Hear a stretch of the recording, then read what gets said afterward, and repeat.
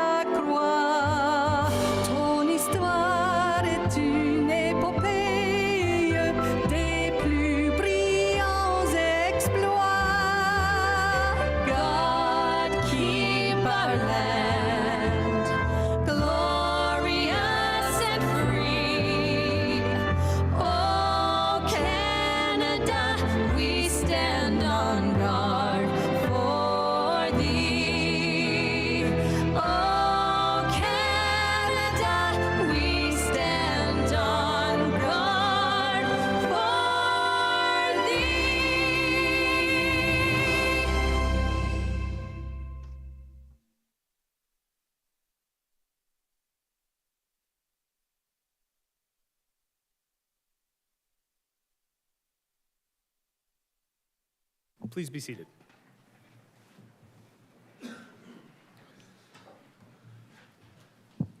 At this time, I will look to Councillor Williamson to read the land acknowledgement. The land on which council meets today is traditional territory of the Haudenosaunee and the Shinnecock people and the Adirondack people and the Mississaugas of the Credit First Nations peoples, many of whom continue to live and work here today. This territory is covered by the Upper Canada Treaties and is within the land protected by the Dish with One Spoon Wampum Agreement. Today, this gathering place is home to many Indigenous peoples made up of First Nation, Inuit, and Métis. The Dish with One Spoon Wampum Agreement should remind us of our responsibility to ensure the dish, the territories on which we live and work, is never emptied, and that we take care of the land and its inhabitants in a way that ensures its future sustainability. Thank you, Councillor. The Mayor's report this evening, mercifully short. I'd like to begin today by noting that flags at city facilities are at half-mast in memory of retired and current city employees who passed away recently. Dave Watt was a retired City of St. Catharines building custodian and passed away last week. Dave started with the city in 1989 and retired after 28 years in 2017. Jerry Jadvishek has been with the city for 17 years as a school crossing guard, supporting the students at EI Macaulay Public get to and from school safely. Both Jerry and Dave will be missed by all those that knew them. Our condolences to the friends and family of both men. Earlier this month, I was honored and humbled to receive the King Charles III Coronation Medal, along with many incredible community leaders and volunteers who poured their hearts into making our city a better place. Thank you to MP Chris Biddle for recognizing the folks in our community who work so hard to make a difference every day. I was also pleased to attend MPP Jenny Stevens' King Charles III Coronation Medal dinner to celebrate the efforts of passionate volunteers affiliated with the Canadian Armed Forces and local legions. It's truly a privilege to work alongside such passionate, dedicated people who inspire us constantly. Thank you for everything you do to lift our community up. We are truly better together. Last week, I had the opportunity and the pleasure of being part of the annual Top Hat ceremony celebrating the opening of the 67th navigation season for the St. Lawrence Seaway and the Welland Canal. The Welland Canal is a cornerstone of our community, connecting St. Catharines to the world and driving our economy forward. Its impact on jobs, trade, and growth cannot be overstated. Thank you to Kathleen Powell and the staff at the museum for hosting the event, and a special shout out to Captain Keith Bromley and Chief Engineer Vladislav Kardak of the ATB Everlast, Norman McLeod, on officially opening the season. Here's to another safe, successful, and prosperous navigation season. As part of my Mayor Links visits this month, I visited folks at CleanWorks, located at 453 East Chester Ave, an award-winning gas phase technology trusted by major brands like Starbucks and Sobeys, and that eliminates 99.99% of the pathogens in our food. This cutting-edge innovation has the potential to revolutionize food safety, helping to prevent all too common E. coli and salmonella contaminations and ensuring consumer safety. Thank you to the team at CleanWorks for investing in our city and for making waves globally for your innovation. On Saturday, I also had the opportunity to attend the Lincoln Welland Regiment's annual mess dinner. Thank you to the folks at the regiment for the invite. The event is always a highlight of my year. Some congratulations go out to Paul Chidoba, the manager of bylaw enforcement here at the city, for a successful completion of the Association of Municipal Managers, Clerks, and Treasurers of Ontario Executive Diploma in Municipal Management. Congrats on this accomplishment, Paul. And earlier this month, I had the opportunity to visit the folks at C.R. Smith Financial to celebrate 50 years of trusted financial planning, investment management, and insurance solutions for individuals, families, and businesses across Niagara. Congratulations to Doug Smith and his team on this incredible milestone, and thank you for your investment in St. Catharines, and here's to the next 50 years. Some upcoming events. A reminder to all residents of Ward 6, Port Dalhousie, the by-election to fill the vacant seat on council is coming up on April the 14th. Advance voting begins this Thursday, April the 3rd, from 10 a.m. to 8 p.m. at the Grantham Optimist Club, and on Saturday, April the 12th, from 10 a.m. to 5 p.m. at St. John's Anglican Church. Election day is on April 14th from 10 a.m. to 8 p.m., where voters can take part in casting their ballot at either the Grantham Optimist Club or Port Dalhousie Club. I'm assuming that means Port Dalhousie Lions Club. Just as a note for those who are unsure, we did originally have a city council meeting scheduled for April the 14th. That meeting, and this is a note to council in case you forgot, that meeting has been moved to April the 7th, which is next Monday, so that there is no council meeting on the night of the election, by-election. On April 30th, we will be hosting our third Town Hall meeting as part of the ongoing Town Hall STC series, this time in the St. George's Ward. The event will be hosted by myself and Ward Councillors Stevens and Townsend, and will take place on the at the St. Catharines Kiwanis Aquatic Center in the Irene and Lawrence Lock Room from 5:30 to 7:30 p.m. These town halls are an opportunity for residents to engage with their elected officials, discuss community concerns, and share their ideas. Registration is now open and will close on April 27th at 4:30 p.m. Those wishing to attend or speak at the event can register at www.stcatharines.ca/townhallstc. And pre-registration is recommended for anyone wishing to address the panel during the event. For more information, you can head over to that website, stcatharines.ca/townhallstc. And then two sports notes. We have two hockey teams that are currently engaged in the playoffs right now. First of all, Go Dogs Go. The Ice Dogs are currently down 1-0 to Barrie in the series, but they do have a game tonight, and then home games on tomorrow night, Tuesday, and Thursday night against Barrie as well. So we're looking to cheer them on and hopefully fill the Meridian Center. I'd also like to say go Falcons go. They beat Hamilton in their first round playoff series. I don't believe they have a matchup yet for the second round, but it's always a fun time. Is it Brantford? Oh, good. I hate Brantford. So wonderful. So they're going to beat Brantford in the second round. It's always a good game at Seymour Hanna, so I would encourage folks to get out and check out the games. The Falcons are having a heck of a season as well. With that, I will open it up to the floor. If any councillors have any notes to add. I will just point out, last meeting was one of the fastest mayor's reports on record. It was almost like someone was missing, and he immediately plugged himself in. Councillor Stevens. Thank you, Mr. Mayor. Just a note to everybody, this Friday, Saturday, and Sunday, Grantham Lions is hosting their annual fertilizer sale on Niagara Street at the Lions Club.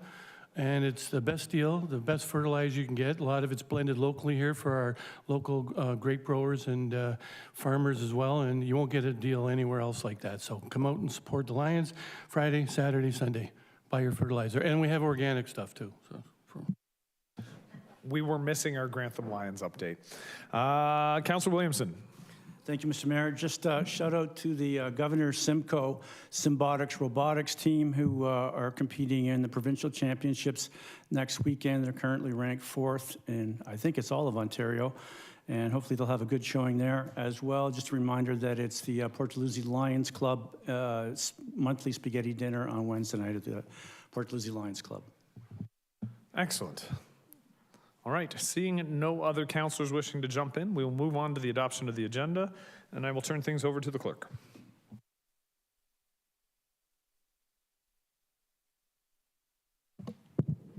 There are no amendments to the agenda this evening, and the following item of additional correspondence has been placed in Council Sugar Singh folder.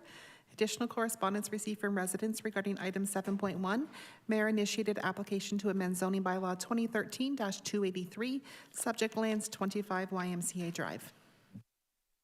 Can I have a motion to adopt the agenda? Councillor McPherson, seconder Councillor Phillips. All those in favor? Opposed? That's carried. Adoption of the minutes. The council adopt the minutes of the regular council meeting held on March 17th, 2025. Mover and seconder, Councillor Dodge, Councillor Townsend. All those in favor? Opposed? And that's carried. Are there any declarations of pecuniary interest this evening? Councillor Kushner. Thank you, Mr. Mayor. Conflict of interest with respect to 9.1, which involves Brock University, my employer. Thank you. Thank you, Councillor. As a reminder, councillors are required to submit the written statements of declarations via the online form as well. Moving on to item 5, motion to move consent reports. And we do have one item, item 6.1, a community recreation and culture services Blooming Boulevards program. It's been moved from consent to discussion as there are 2 registered delegates. Can I have a motion to approve the consent agenda? Councillor Dodge, Councillor Ratzlaff. And I will look to the clerk after she reads the stuff to call the roll. Item 6.2, Engineering, Facilities, and Environmental Services, 2024 Summary Report for St. Catharines Drinking Water Distribution System as required under the Safe Drinking Water Act. Item 6.3, Energy, Facilities, Environmental Services, Engineering, Construction, Single Source Procurement of Construction Services for Permilla Street and Ambrose Street improvements. And 6.4, Financial Management Services, Accounting and Payroll, 2024 Council Remuneration and Expenses.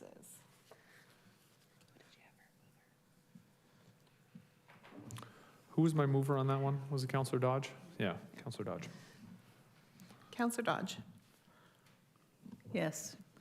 Councillor Harris. Yes. Councillor Kushner. Yes. Councillor Lindell. Yes. Councillor McPherson. Yes. Councillor Miller.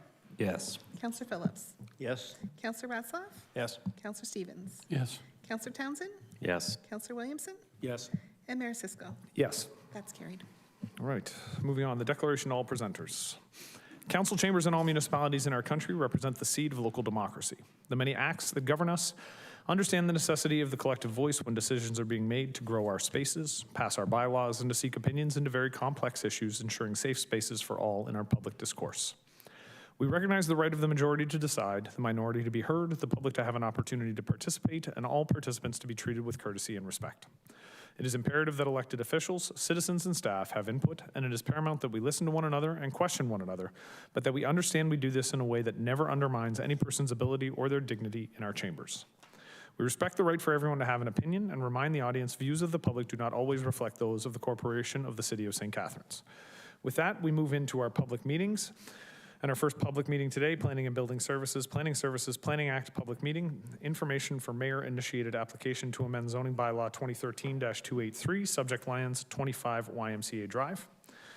Effective July 1st, 2023, the province expanded strong mayor powers to St. Catharines. Under this authority, section 284.11.1(2) of the Municipal Act allows that despite any procedure bylaw passed by the city, if the head of council is of the opinion that a bylaw could potentially advance a prescribed provincial priority, the head of council may propose the bylaw to the council and require the council to consider and vote on the proposed bylaw at a meeting. The Municipal Act requires that the head of council provide the clerk and each member of council with a copy of the proposed bylaw and the reasons for the proposal. Notice was provided to members of council and the clerk by email on March 11th, 2025 at 5:17 p.m. Despite any procedure bylaw passed by the city and despite section 245, a bylaw brought forward under strong mayor powers is passed if more than 1/3 of the members of council vote in favor of the bylaw. The site-specific zoning bylaw amendment with respect to 25 YMCA Drive would reduce minimum parking space width requirements and adjust the permitted location for obstructions adjacent to a parking space. In this situation, it is my belief that passing this bylaw will allow for the completion of a project at 25 YMCA Drive, which would add proposed 1,905 housing units, which is a very significant portion of the 11,000 housing units pledged to by this council in 2023 as a part of our housing pledge. The purpose of this public meeting is to ensure that sufficient information is available for the public and council to understand the proposed zoning bylaw amendment, subject lands 25 YMCA Drive, and to provide the public with an opportunity for input before council's decision. If a specified person or public body, as defined in the Planning Act, or the registered owner of the land does not make an oral submission at the public meeting or written submission to council prior to council making its decision, they are not entitled to appeal the decision to the Ontario Land Tribunal. If a person does not make an oral submission at the public meeting or written submission prior to the council's decision, that person may not be added as a party to the hearing of any appeals by others without the permission of the tribunal. The public meeting will proceed as follows. I will provide introductory comments. Members of the public wishing to delegate were advised to register by 9 a.m. today. One person requested to speak. The deadline to submit written comments was 12 p.m. today, and 3 items of written comments were received. After the delegate has spoken, I will ask if there is anyone else in attendance who wishes to speak. If there are, they will be able to speak. The owner will then present, and council will have an opportunity to ask questions. At that time, the public meeting will be closed, and then council will be able to ask questions and will consider the bylaw to approve the zoning bylaw amendment for 25 YMCA Drive. The public meeting is now open. In terms of introductory comments, it's an opportunity for me to explain the reasoning again why we brought this forward. One of the things I wanted to make very clear, first and foremost, a number of people have asked me why I am using the strong mayor powers. In this instance, using the strong mayor powers was actually the only way that council was able to consider these variances to the bylaw. And because of the process that had been followed, the original application had gone to the Committee of Adjustment. The 3 variances that were not allowed by the Committee of Adjustment, there's no mechanism for council to reconsider a Committee of Adjustment decision, with the one exception being the newly introduced strong mayor powers. So that allowed me to be able to bring a bylaw asking for council to pass a bylaw in support of the variances that were requested. I've had conversations with a number of folks in the community, a number of councillors when they've asked me. I do believe that these variances are very minor in nature. We will hear from the proponent in a few minutes, and they'll be able to outline what those variances look like. But a small reduction in the parking width and slight changes to where obstructions are able to be located within the parking garage. This site is uniquely situated in St. Catharines. The proposal of 1,905 units is a very large proposal, especially for our city, but the location is probably the one location in the city that could accommodate it the best. Additionally, some of the variances that have already been passed by the Committee of Adjustment with respect to parking reductions, I think are well suited to this particular location, even though they are not a part of our discussion this evening. Well suited for this location because of the presence of the GO Transit hub that is running through the site, with the GO buses running on the hour to Toronto and to Niagara Falls, as well as the Niagara Regional Transit hub. So I think if there's going to be a location in the city of St. Catharines that does have parking reductions, this is probably the best place. Additionally, a high density build, as we have seen, especially over the last couple of meetings, high-density builds tend to be pushed back against by residents in the area, sometimes for very valid reasons. There is nobody's backyard here. You know, we talk a little bit about NIMBYs from time to time, but there are no NIMBYs because this is not in anybody's backyard. It's in a location that is not near to residential housing, and so the additional density really doesn't cause any damage, perceived or otherwise, to surrounding residents because there aren't surrounding residents. So I'm asking council to pass these variances today. One of the things that I have mentioned a number of times, this is not a condo development. There's not an opportunity here for the developer to build a building, sell it off, and then leave town. Atria Developments is the proponent. They operate purpose-built rental buildings similar to what they're proposing in this location in other parts of Southern Ontario. Those buildings are successful, they work well. The parking situation that they are asking to create with these variances is very similar to the parking situation in their other properties. They are the ones who will be managing that situation. It has worked in those other properties. And so I think that in this case, where concerns could be realistic if this was a condo development where a developer was leaving town afterwards, that's not the case in this situation. So I'm hopeful the council will approve the variances. And at this time, we will hear a delegation from Mike Welsh. Mr. Welsh?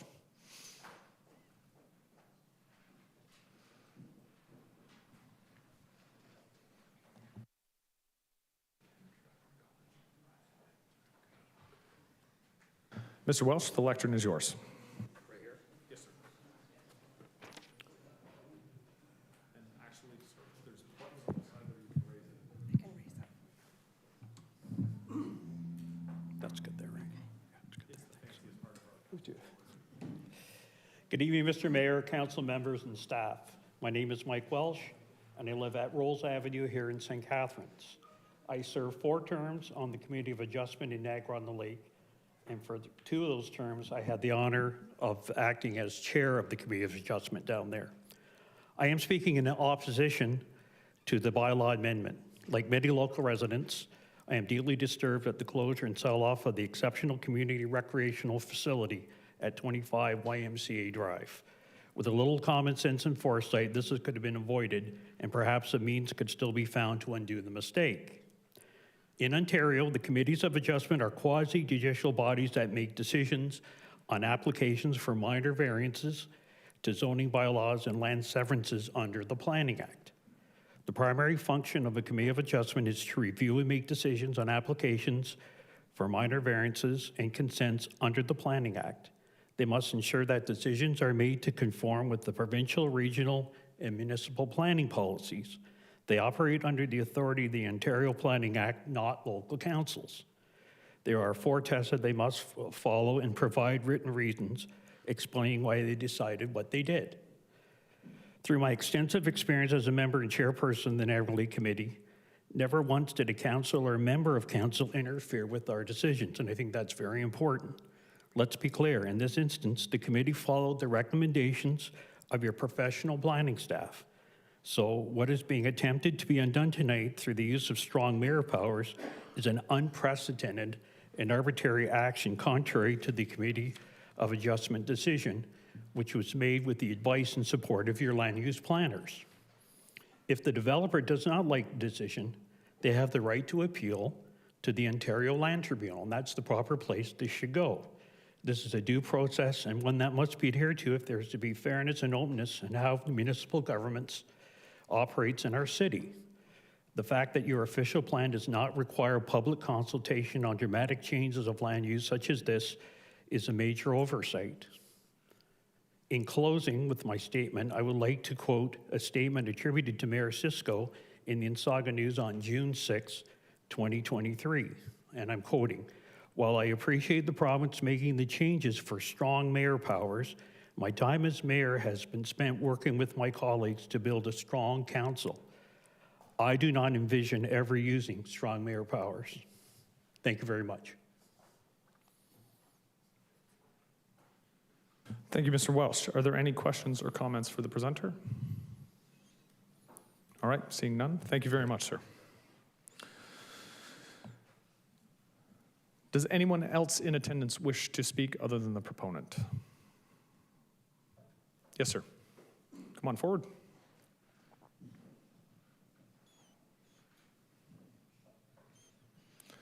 If I could just ask you to state your name when you come up, and before you leave, if you can just give the correct spelling to our council secretary. Thank you, Mr. Mayor. My name is Stephen Gammon. I am from, my address is 110 Mimico Avenue, Toronto, Ontario.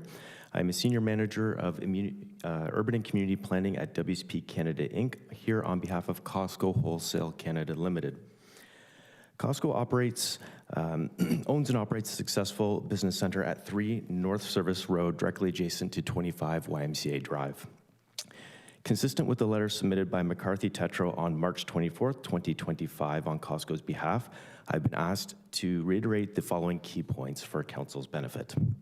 First and foremost, Costco does not oppose the proposed development, but has specific concerns about potential noise impacts from their existing operations on the proposed residential units near and facing the Costco property. Costco is respectfully requesting that the draft zoning bylaw amendment be amended through the addition of a provision as identified in Schedule A to that letter. This is being raised as zoning is typically about land use and built form, and this is the appropriate venue to discuss compatibility and noise impacts. Schedule A and the provisions of that letter include that no permit under Section 8 of the Building Code Act 1992, including a permit subject to conditions, shall issue to permit the construction of one or more buildings or structures, including mixed-use buildings, which includes residential uses or dwellings until A, the city has designated such lands as Class 4 under the NPC 300 guideline. B, the owner of the lands has submitted a noise study for the proposed building or structures which demonstrates compliance with the NPC 300 guideline, and which study must be to the satisfaction of Costco and its qualified peer reviewer. C, an agreement for noise mitigation as contemplated by the NPC 300 guideline has been entered into by the owner, Costco Wholesale Canada Limited, and or the City of St. Catharines. And D, the owner has submitted building permit drawings for the proposed buildings, which include mitigation measures recommended by the noise study and which are to the satisfaction of Costco and its qualified peer reviewer. The proposed change to the draft zoning bylaw amendment will allow the development to proceed and would allow the development proponent, Costco, and the city to work through technical details through the site plan process. Costco also has concerns about potential improper use of its parking by future neighboring residents and visitors, as noted at the Committee of Adjustment meeting on the variances being heard again here tonight, but believes that these can be addressed through the site plan approval process. Therefore, the only new matter being brought forward is noise, and your consideration of that through the zoning bylaw amendment. Thank you. Thank you for your presentation. Are there any questions from council? All right, seeing none, thank you very much, sir. Oh, wait, Councillor Stevens? Thank you, Mr. Mayor, to the presenter. So what is Costco's concern about noise? The existing business center generates noise through the use of the receiving trucks, which deliver product to the existing business center, as well as the delivery trucks that are loaded and access and move through the site as part of the business. And those times are usually early mornings? Is that what the more concern is? Early mornings and at night, as the trucks are loaded during the night and moved to the secure compound during the night. All right, thank you. Councillor Kushner? Thank you. You mentioned overflow parking. Is that a concern of Costco? It is a concern. As a member-based retailer, Costco members expect good access to parking, and Costco strives throughout all of their sites to make sure an appropriate amount of parking is available at all times.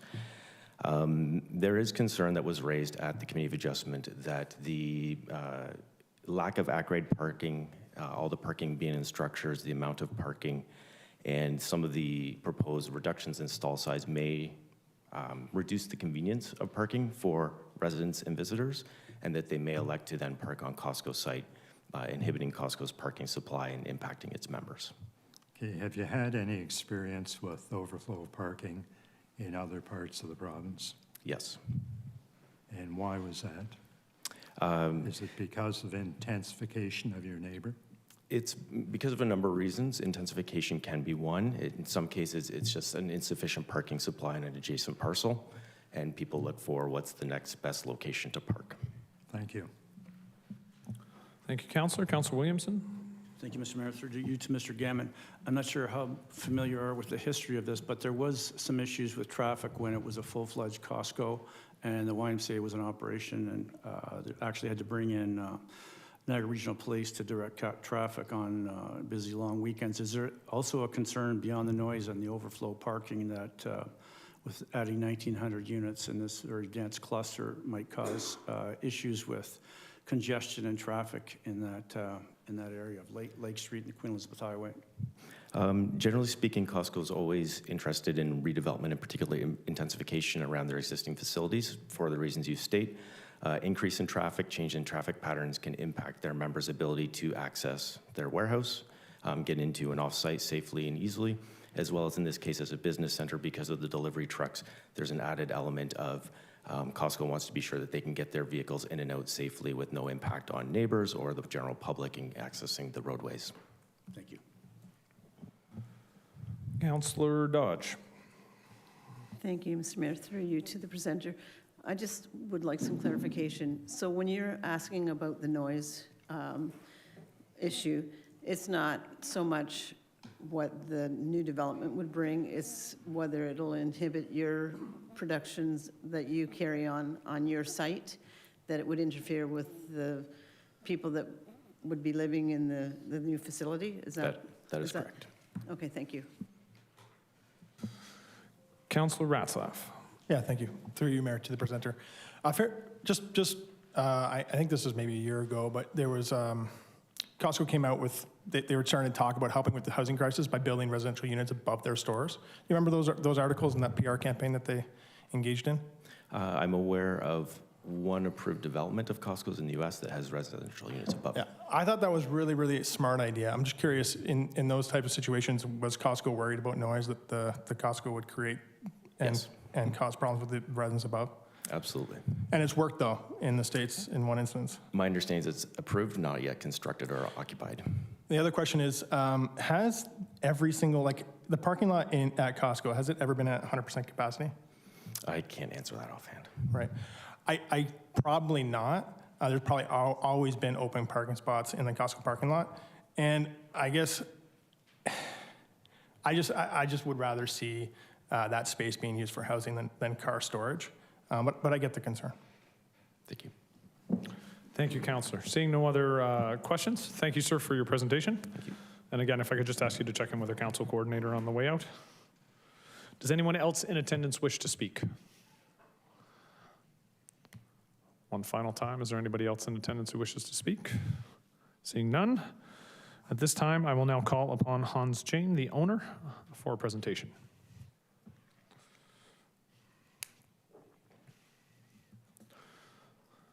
Mr. Jane, the lectern is yours. Can I just ask you, ask you a question? Am I just using this?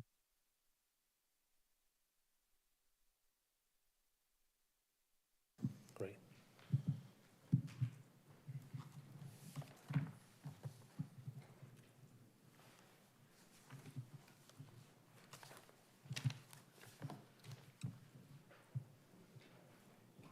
I just want to say good evening to the mayor, council, staff.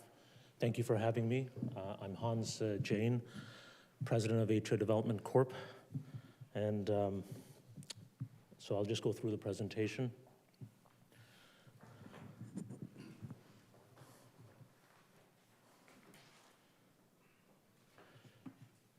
Just a little bit about our company. We're a vertically integrated company. We're privately owned, family business. We've been in the land. Atria's been founded in 2000, but the family started it much, much earlier, probably 50 years with my father and grandfather. The company is focused on, we buy land, we develop, we entitle the land, we construct, so we have our own in-house construction and property management arms. We're across the greater GTA, all the way from Peterborough, Oshawa, Hamilton, we have, and St. Catharines, Aurora, so we're Barrie, we have properties across, and they're all really purpose-built rental. So we kind of pivoted, the family pivoted in 2014, and our sole strategy has been basically building residential rental buildings. We've completed 3 new purpose-built rentals, and the last one we completed in 22. We're under construction on another 1,150 units currently. 2 towers at the Scarborough Town Centre, 41 and I think 39 stories. And then in Oshawa, we're doing our 5th project. This is 233 units. And so we completed 370 units in Oshawa recently, and then 136 units in we restored the old YMCA, no pun intended, but it was a beautiful building from 1896. We restored that, and then we are now in Oshawa and in Peterborough, in Oshawa and in Scarborough Town Centre. We've done the geothermal, so we've broken ground on both those sites. Our buildings are quite green. So let me just continue on. So just quickly, the site, it's under 5 acres, 4.75. It's strategically located, and it's next to Fairview Park. You've got a lot of retail, and you've got the GO bus and really good transit. That's something that really is important to us on how we pick our sites.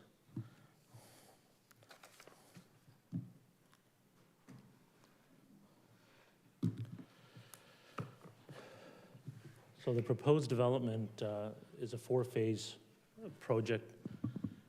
It ranges on phase 1, 37 stories, phase 2, 43, phase 3, 48 stories, and 28 stories on phase 4. It's 1,902 residential units with 10%, 191 affordable units. This is something we've done both in Oshawa and in Peterborough. We have at-grade retail. Obviously, we don't want to compete with all the retail in the area, but we will have retail, we'll have restaurants, and we have 1,682 parking spaces, both for residential and retail, bicycle parking, and given that it's in a transit hub, we also would like to do car share. I think that's something, if you're going to have a lower parking count slightly, that it's something, and we have done that in the past, and I think, you know, so just, this is, so this is the, you can see the different phases here. You can see, give me a sec.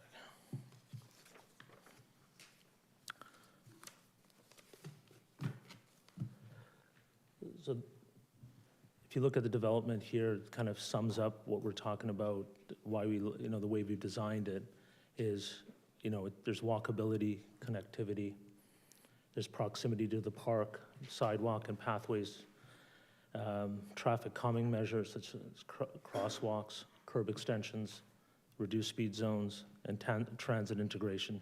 Proximity to go, exchange bus hub, ensures walkability and public access for the people living there. At the street level activation, you see mixed use ground, retail, patio, furniture, you know, that creates this pedestrian area. You can see potentially a restaurant and retail in the area. You have a plaza, some greening, canopy cover, public art, wayfinding. This is similar to the developments that we're doing at Scarborough Town Center, for example. That is 1,600 units, 4 towers. So we kind of learn from every project also. You know, you have park and recreation areas, you have retail and service, active transportation infrastructure, dedicated park lanes, and you know, less reliance on cars. Human scale design, so you can see, you know, the way we design things, frontage, pedestrian and friendly developments.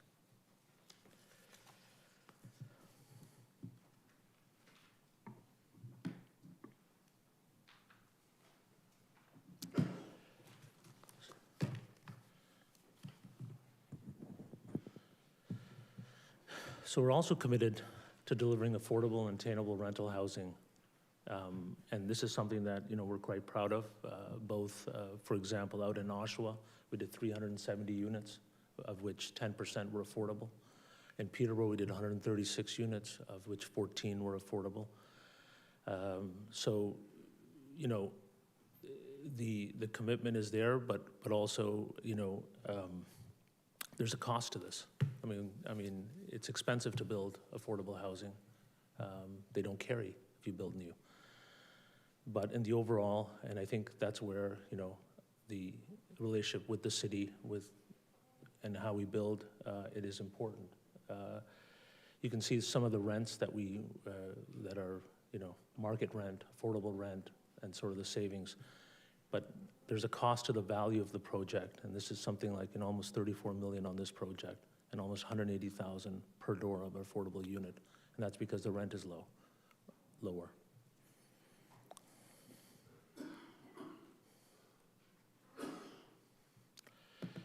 The other thing is that we're, you know, we like to build smart, green, inclusive, and we think that because we hold the asset, we don't, you know, we manage it, and we're holding it into perpetuity.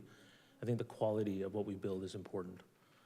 Everything from, you know, the number of elevators to the countertops to fixtures, your mechanical, your electrical, your windows. But the biggest thing is we're typically 40% more efficient on our energy consumption.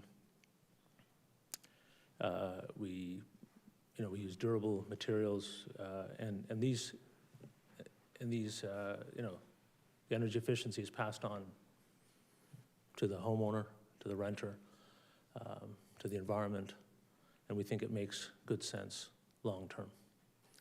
but also accessibility. We've been, maybe that's in the next slide, but these are things that we have used. We're doing geothermal on everything that we do, so we pre-drill, the site, our windows. We're using a VRF sort of mechanical system. We've got a relationship with Mitsubishi.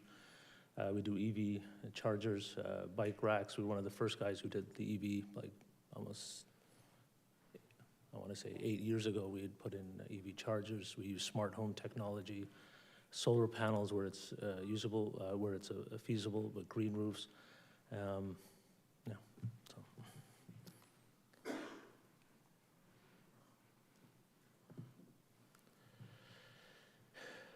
We've also, and this started out in Oshawa, where we had built our first fully barrier-free units. These are with the push bars, universal access. Typically, we've done 10 units, 10 to 5 units per tower, and we're the gold standard, as with under the Rick Hansen Foundation. We've gotten the Accessibility Gold certification. So the entire design, from entrance, retail access, everything is sort of, we look at mobility and access for all people. I'm going to talk about the site-specific bylaw amendment in regards to the minimum width of so there's a summary of the requested amendments. Minimum width of a standard parking space is 2.75 meters. We're asking for a 2.6. Maximum length of permitted obstruction adjacent to a parking space as measured from the front of a parking space, 1.2 meters is the permitted. We're asking for 1.4 meters. And maximum length of a permitted obstruction adjacent to a parking space as measured from a rear of the parking space from 1.2 meters to 1 meter.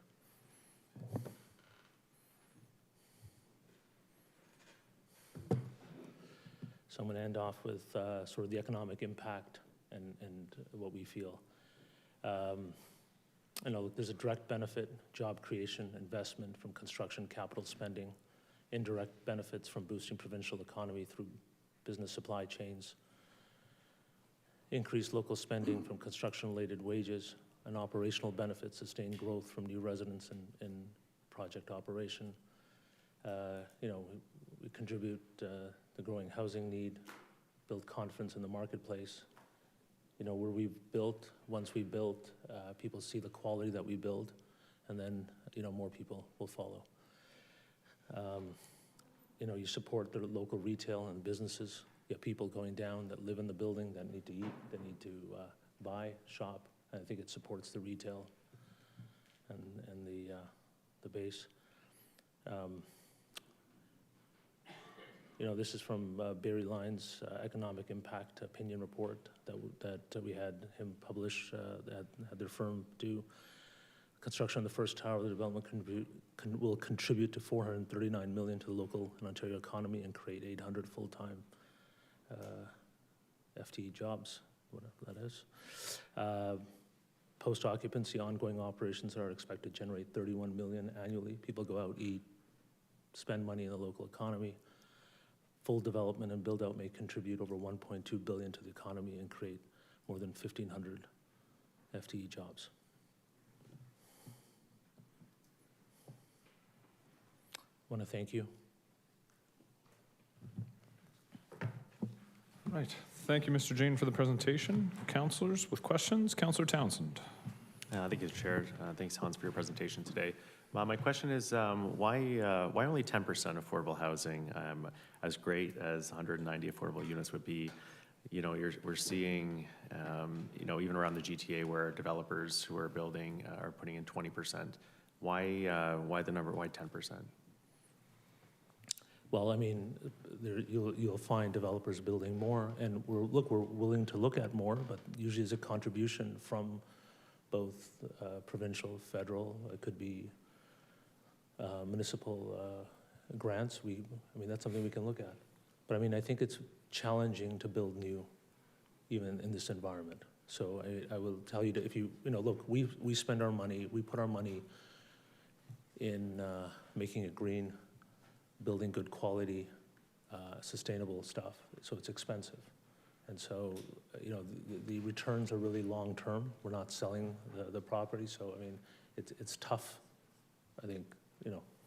But we're more than willing to look at it. I mean, if there's other grants and other things to make it viable. Thank you. Yep.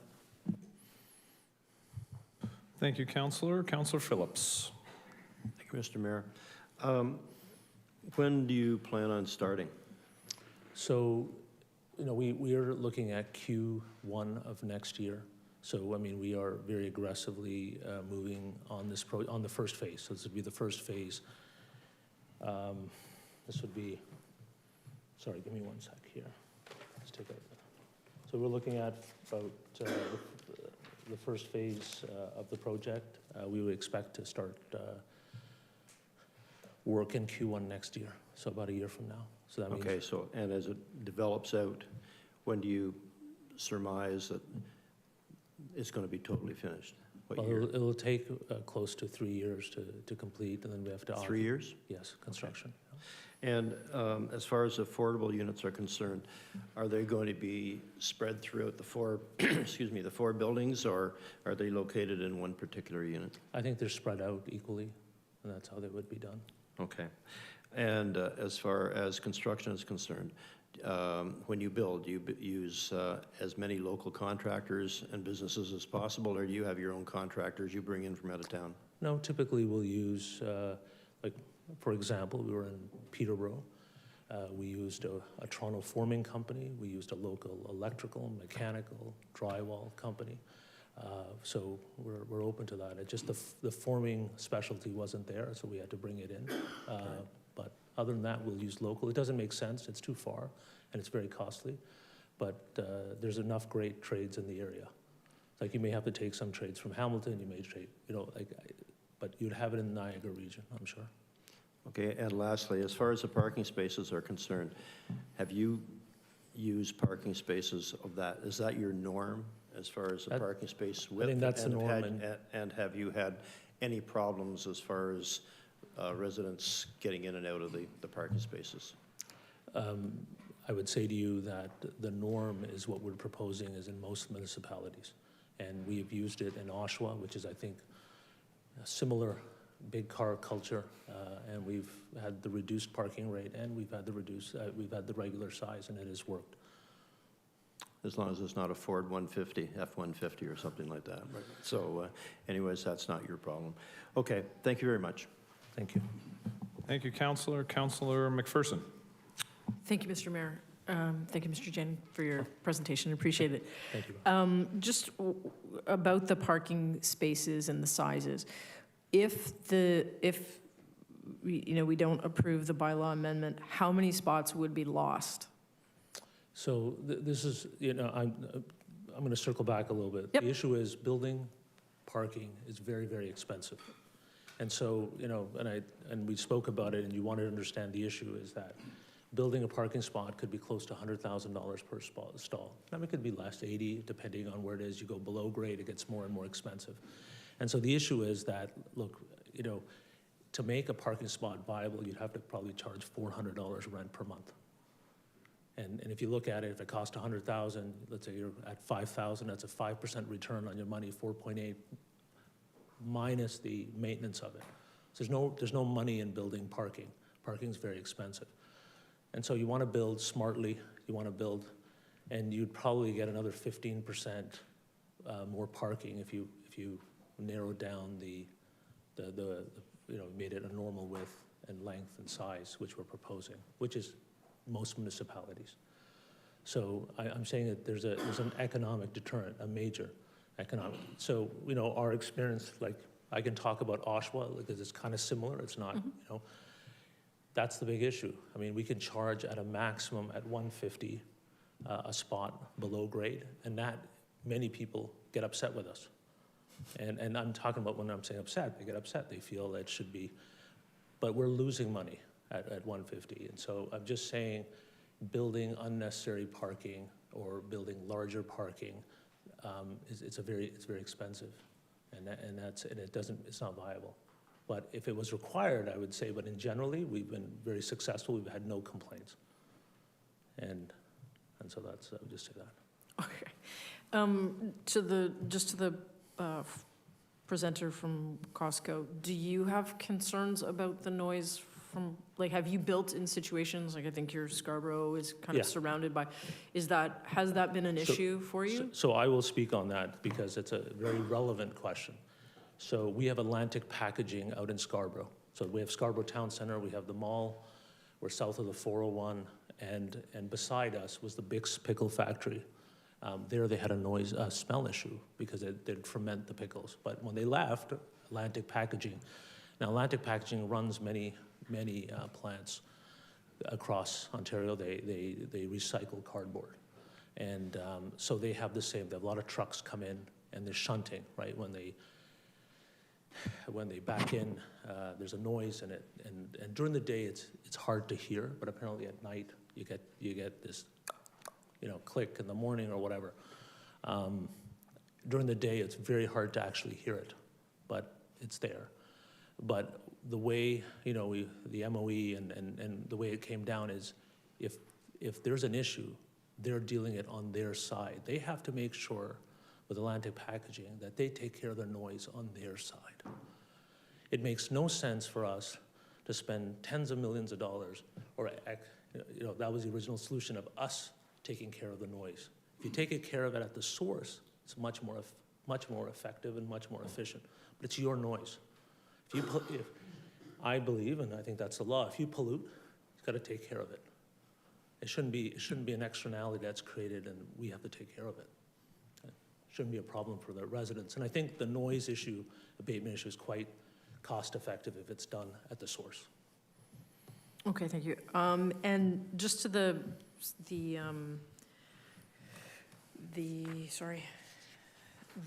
green features and that aspect of things. Yeah.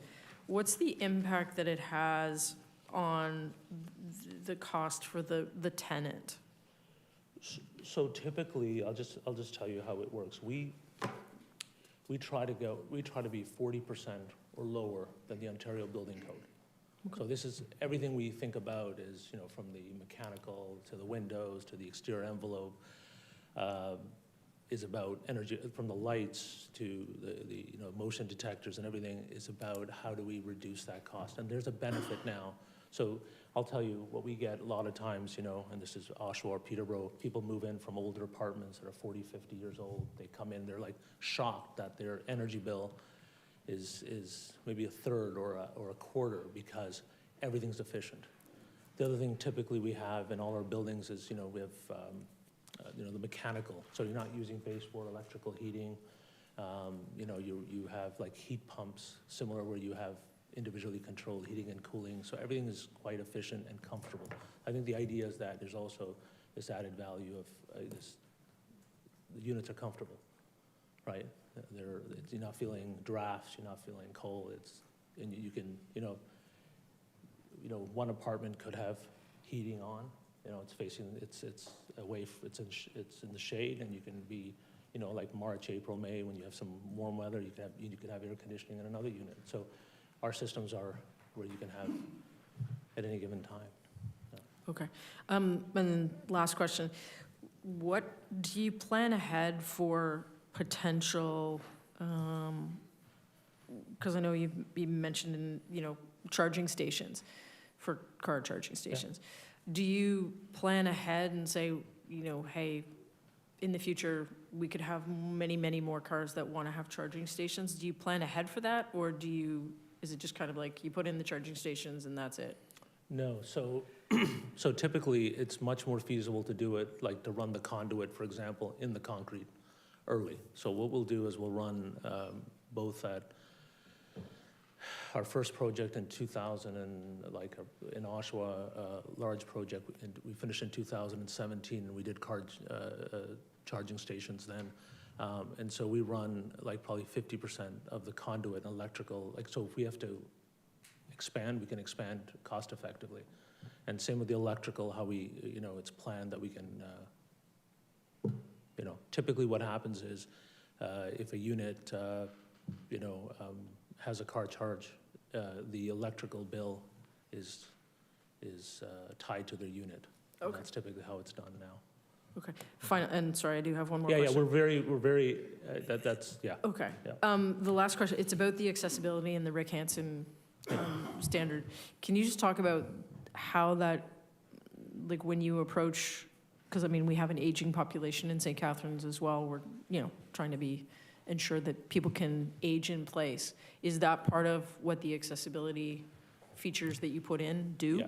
So just, how we got into it is one of the things, and when we were in Oshawa, there was a shortage of accessible, and one of the things council there had asked us to look at, and so we hadn't done them, and they are more expensive, and a little bit at the time they were doing a bit more challenging, but I think it's definitely the community really appreciates it. I mean, there are people that don't. There's no accessible units built in some communities for many, many years, and you have an aging population.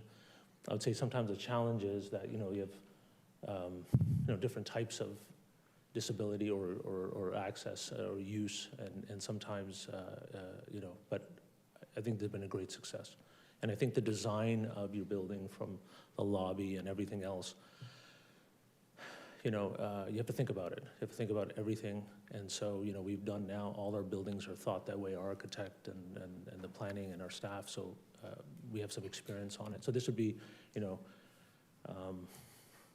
push door openers, and you walk in, and you can roll up showers and kitchens that are, you roll in. And so we have quite a bit of experience in that.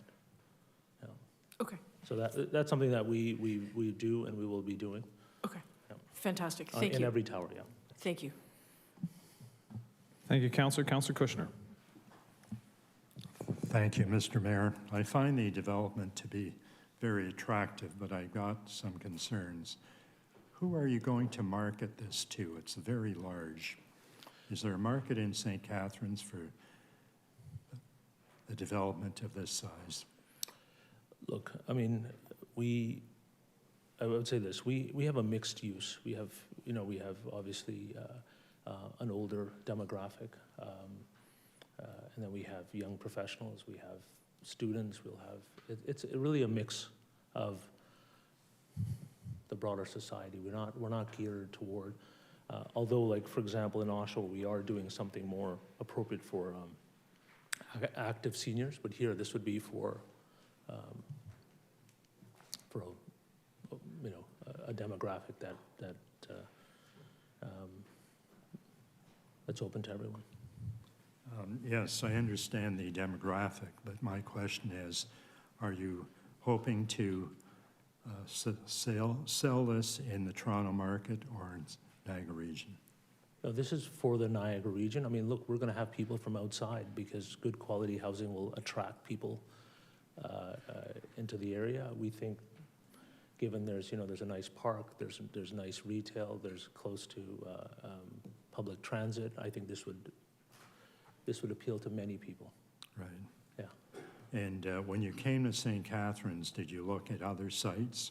We have vacant sites, for example, downtown. I have. I've spent quite a bit of time. The economic development team was kind enough to take me around on a couple of tours, and I've gone on my own. I feel I know the city well. It's a nice community. Thank you. Thank you. Thank you, Councillor. Councillor Stevens. Thank you, Mr. Mayor, presenter.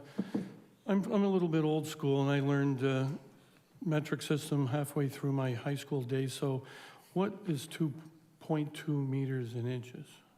Do you know that? Or would I have to wait for staff? 6. So 0.2 is 6 inches? About. Okay, very good. I wanted to know that, just because I think it sounds a little better sometimes when you hear a 0.2 meters. A lot of times people think that's a large number. 6 inches isn't that big. No pun intended, please. Just as a side note as well. Sorry, I mean, someone was thinking it. So. Looking at your pictures here as well, the accessibility on this garage, it looks just as good, if not better, than our own parking garages here. And I guess I would have to wait when I can ask staff what our dimensions are in our parking garages, because I know when I go to Nice Dog games, it's pretty tight parking in our garages, but that's for a question after. Thank you. All right, thank you, Councillor. We missed you, Councillor Stevens. Councillor Williamson. Thank you, Mr. Mayor. Through to Mr. Jane. Mr. Jane, of course, you're aware that we had an exceptional multi-purpose recreational facility operated by the Y that is still up, and the city has made, or the council has made, this council and last council, at least 4 motions trying to come up with some kind of arrangements where we could keep that facility, repurpose it or use it for municipal and keep it as an active recreational facility. And one of the sad consequences of this development, obviously, would potentially be the demolition of the building. And to the point that Councillor Kushner made, is there still a possibility that we could look at some kind of a land swap or look at another location so that we could keep this facility going? Is it, I mean, I know we've exhausted some stuff here, but ironically, this is the first time you and I have actually talked face to face, so, yeah.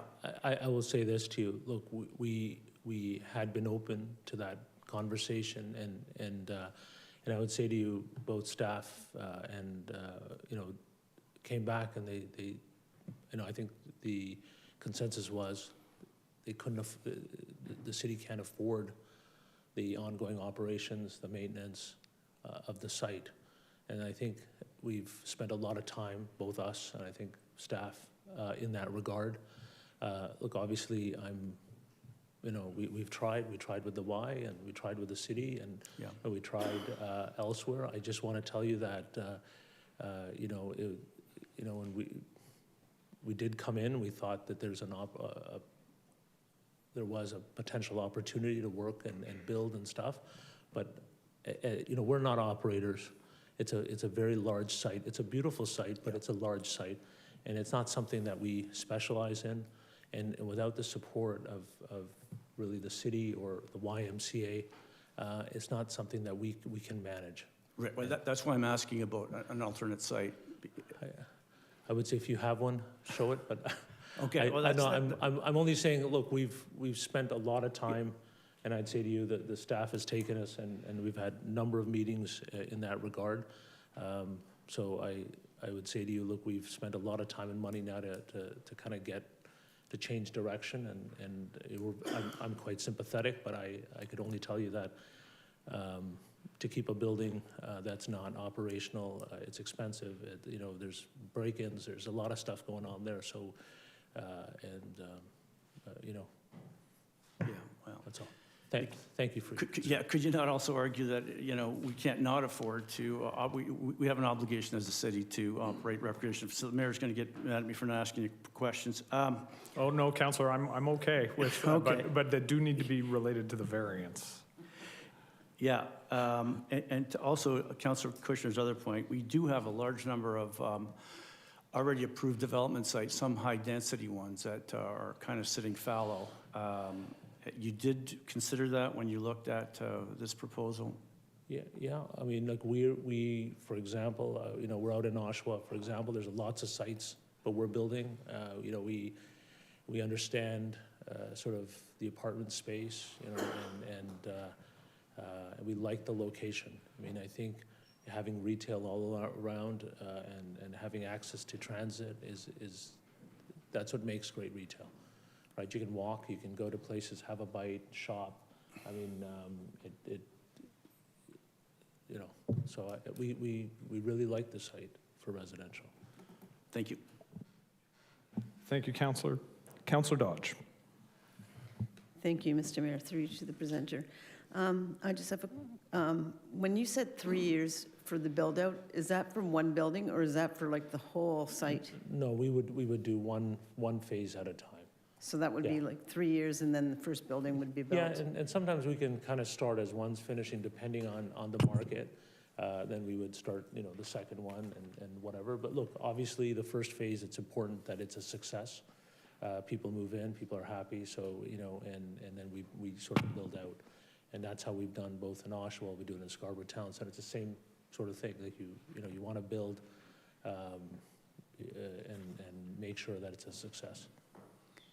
So moving forward, if this is like successful in what you're saying, what would be the total build-out for this site? So, you know, it could be anywhere from 8 to 10 years, Okay, so.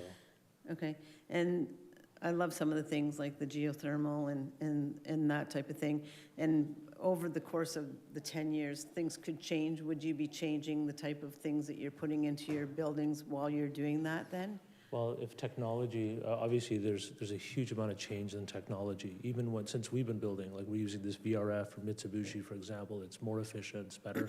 So there is technology that is continuing, you know, improvement, and it's actually durable and it makes sense. Like not all technology makes sense. New, you know, green initiatives and different types, but even finishes and fixtures, and you know, sometimes the community will ask, you know. Like for example, you know, dog wash stations and dog, you know, a lot of people have pets, and that's become a big thing. So the type of amenities, you know, we're doing, you know, business centers and things because people are working virtually. They might need, so, I mean, we adapt as things change.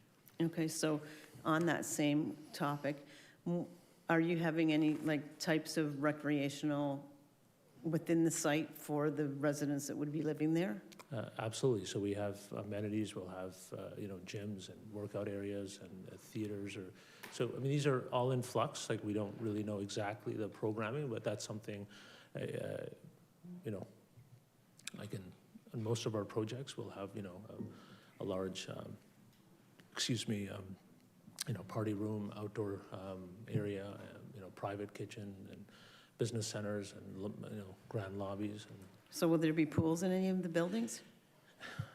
pools, unfortunately, is a very expensive and not a great, you know, amenity that's typically affordable. So we don't really put pools in our buildings, but we'll put gyms, we'll put in many other, but not swimming pools, no. I think Okay. they burden the project, you know, and make it expensive. Okay, Yeah. and then So- when you were saying about the noise, just for clarification, were you saying that it's the responsibility of the person that makes the noise to contain the noise? I mean, that was the our understanding when we were dealing with Atlantic Packaging out, which is an adjacent use, and that was, you know, that's what Atlantic Packaging was required to do. So they're basically covering their areas where they, you know, where the trucking is, and they've done a bunch of other remedial. So moving forward with that, are you doing a noise impact study anytime soon, or will that be much later in the process? I think it's usually typically much later in the process. Okay, Right. and then my last question, and thank you for your patience. Can you accommodate the parking that could be generated from this project on site? But that's the whole idea, yes. So that's, Yeah, okay. yeah. I mean, you know, and look, I'll say something, right? So we're gonna watch. We have multiple phases. If we feel, look, there's not enough parking, we can go and add more parking. But at this point, this is what we feel is important, which works. This is something that we've done out in Oshawa, like similar, and out in Peterborough. Like the ratio, we kind of feel this is the right amount for the development. But there's an opportunity to revisit that as we build additional phases. Okay, okay, thank you very much. Thank you very much. Thank you for your time. Thank you. Thank you, Councillor, and thank you, Mr. Jane, for your presentation. Thank you, staff. Can I have a motion to close the public meeting? Councillor Phillips, Councillor McPherson, all those in favor? Opposed? And that is carried. The public meeting is now closed and council's called to order. Persons wishing to receive notice of council's decision should submit a written request to the office of the city clerk. Is there a councillor who would like to move the bylaw? Councillor McPherson, seconded by Councillor Lindell. At this time, council has the opportunity to provide comment and ask any further questions. Councillor McPherson, as the mover of motion, do you wish to speak first or do you wish to wait? All right. Councillor McPherson, you have the floor. Thank you, Mr. Mayor. I think I'm hoping that council and my colleagues will see fit to support the motion. I think, unlike some other presentations that we've received about other buildings, Atria has certainly provided a lot of the information that we seem to ask about, and we like to consider. I think when it comes to parking, it's always been a concern. I think we know that there are, a bit smaller parking spots, and I think when we passed the motion a while ago to increase the size, I don't think, at least I didn't understand the possible impact it would have on underground parking and how many spots would fit. I'm looking forward to seeing this development happen. It's one of those developments that it's in I think, a perfect location. I think when it comes to concerns over whether is it viable, is it rentable, I think we can safely say with the Shipman projects over on Towering Heights, I believe right now they have, one building has 0 vacancies at 20 stories, and I believe the other one has maybe 1 vacancy right now. So there is a definite need for rental units. I think the affordable units are great. If there can be more, that's fantastic. But I think this is an area that is great for intensification. It's on a transit hub. It's beside a shopping mall. It's beside a Home Depot. You can renovate yourself if need be. Not that you'll need to renovate yourself. Sorry. But I think it's the market that's really lacking. I think the rental market is really lacking in the city, and the opportunity to have this many units is I think, a really crucial thing. So I think we need to allow the parking. It's always been a concern. So yes, I hope council will support this motion. Thank you, Councillor McPherson. Councillor Phillips. Thank you, Mr. Mayor. Initially, I had a very difficult time wrapping my head around this because, like many of us on council, we really hoped that the Y could be saved, and we worked very hard in trying to make that happen. But with the cost that it was going to be and how much it was going to cost to remediate it, it was going to. I know it was going to be. It was not going to be possible. I'm quite content that the parking situation, and basically that's why we're discussing this, will meet the needs of the people who are living there. I look at the Carlisle Street garage, which to me is a misery every time I park in there, because I'm afraid I'm going to hit one of those round pillars there. And Mr. Oakes showed me a picture. I understand you and Mr. Oakes went to Oshawa and viewed the facility that they have there, and there aren't any round pillars that I have to worry about. They're rectangular, and they fit nicely beside the parking spaces. So I think that would allay a lot of fears of people. The fact that there's going to be affordable housing there, it's one of the few units that we have heard that is guaranteeing that we're going to solve some of that problem, and that to me is huge. So it has everything, as you said, Mr. Mayor. There aren't any backyards that we have to worry about shadows or noise or anything like that. It has everything as far as transportation is concerned. As far as Costco is concerned, they should be very happy because they're going to get a lot more people shopping at their business center, as well as the Fairview Mall, which has always had some stores that are vacant. There's everything that people need there. So I think it's going to be a good development. But as far as the parking is concerned, I think those needs are going to be met. Thank you.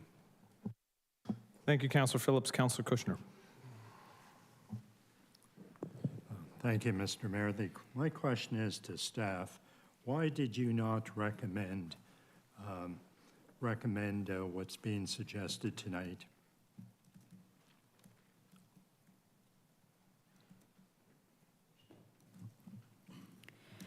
Through the mayor to the councillor, the proposed parking stall dimensions were similar to what was in the zoning bylaw before.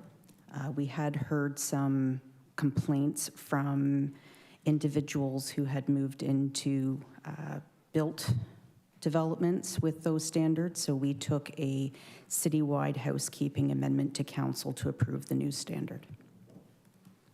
And the Committee of Adjustment supported your recommendation. That's correct?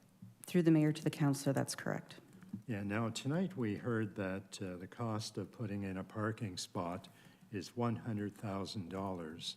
That's quite different to what we heard a few years ago.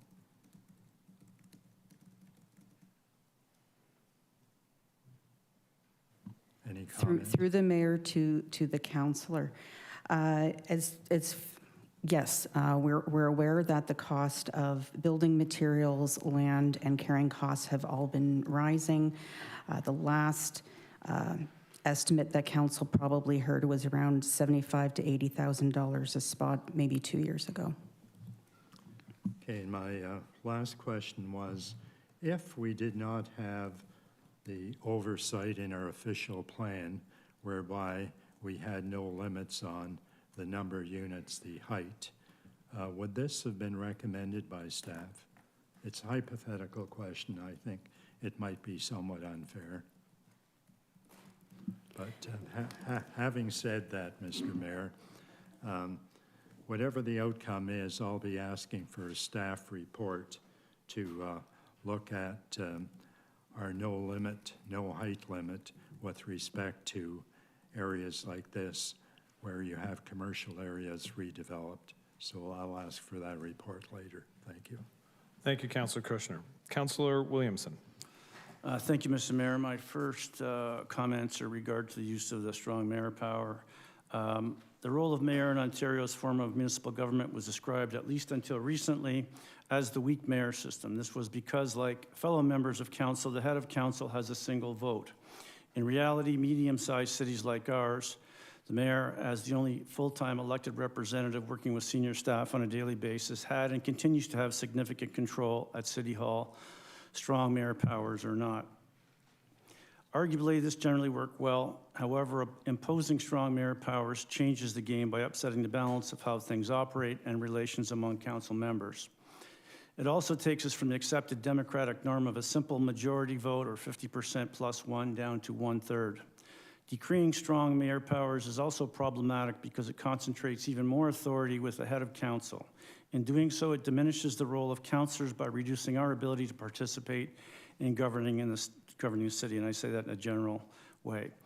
Minimizing the responsibilities of ward representatives that we earn by being elected in the 2022 municipal election results in us being disenfranchised from providing the checks and balances members of council have traditionally offered. This disrespects not only us, but the citizens we represent. Losing diverse perspectives and decision-making makes for a less inclusive, less representative, less effective, less accountable, and less democratic way to manage our affairs. In short, the use of strong mayor powers is an undemocratic practice contrary to good governance, and I hope the use of it does not become a habit.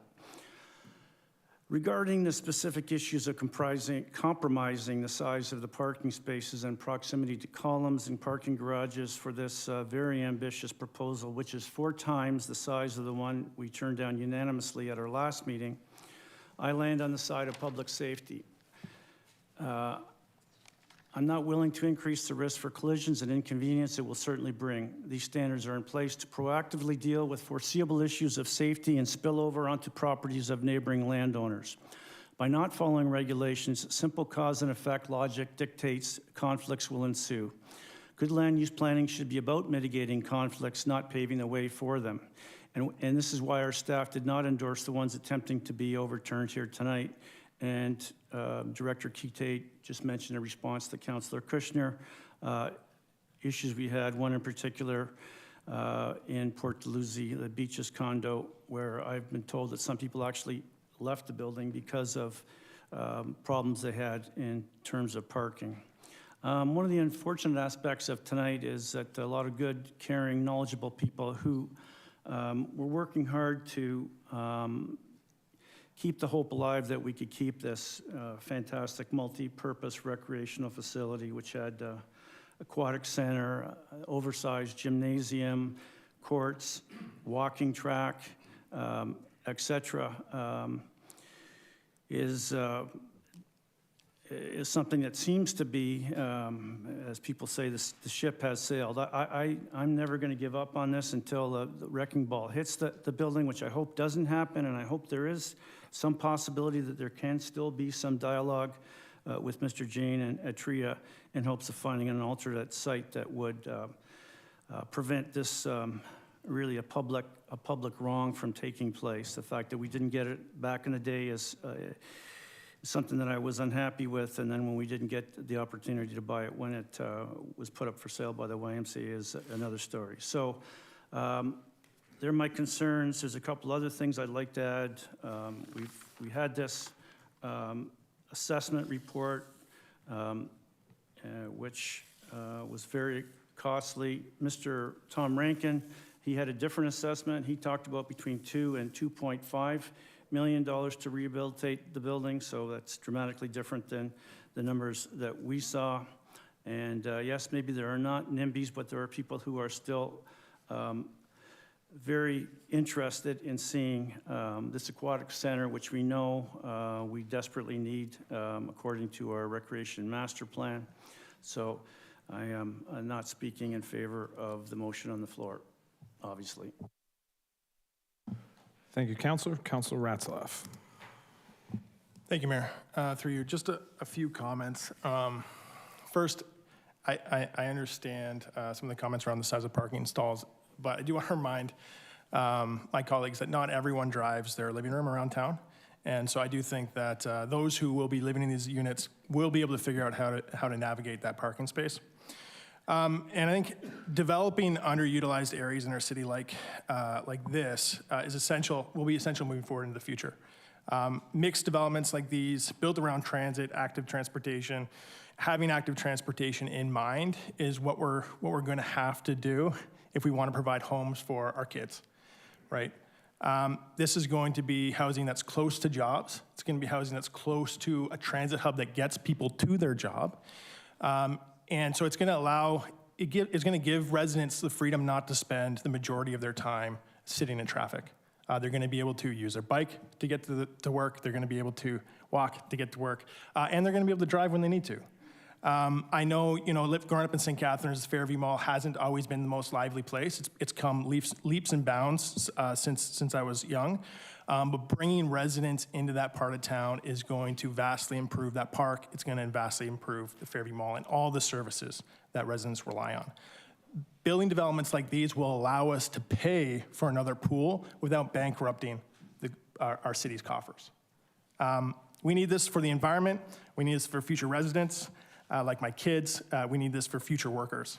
At some point, we need to put homes above our need for car storage. Thanks. Thank you, Councillor Ratzlaff. Councillor Stevens.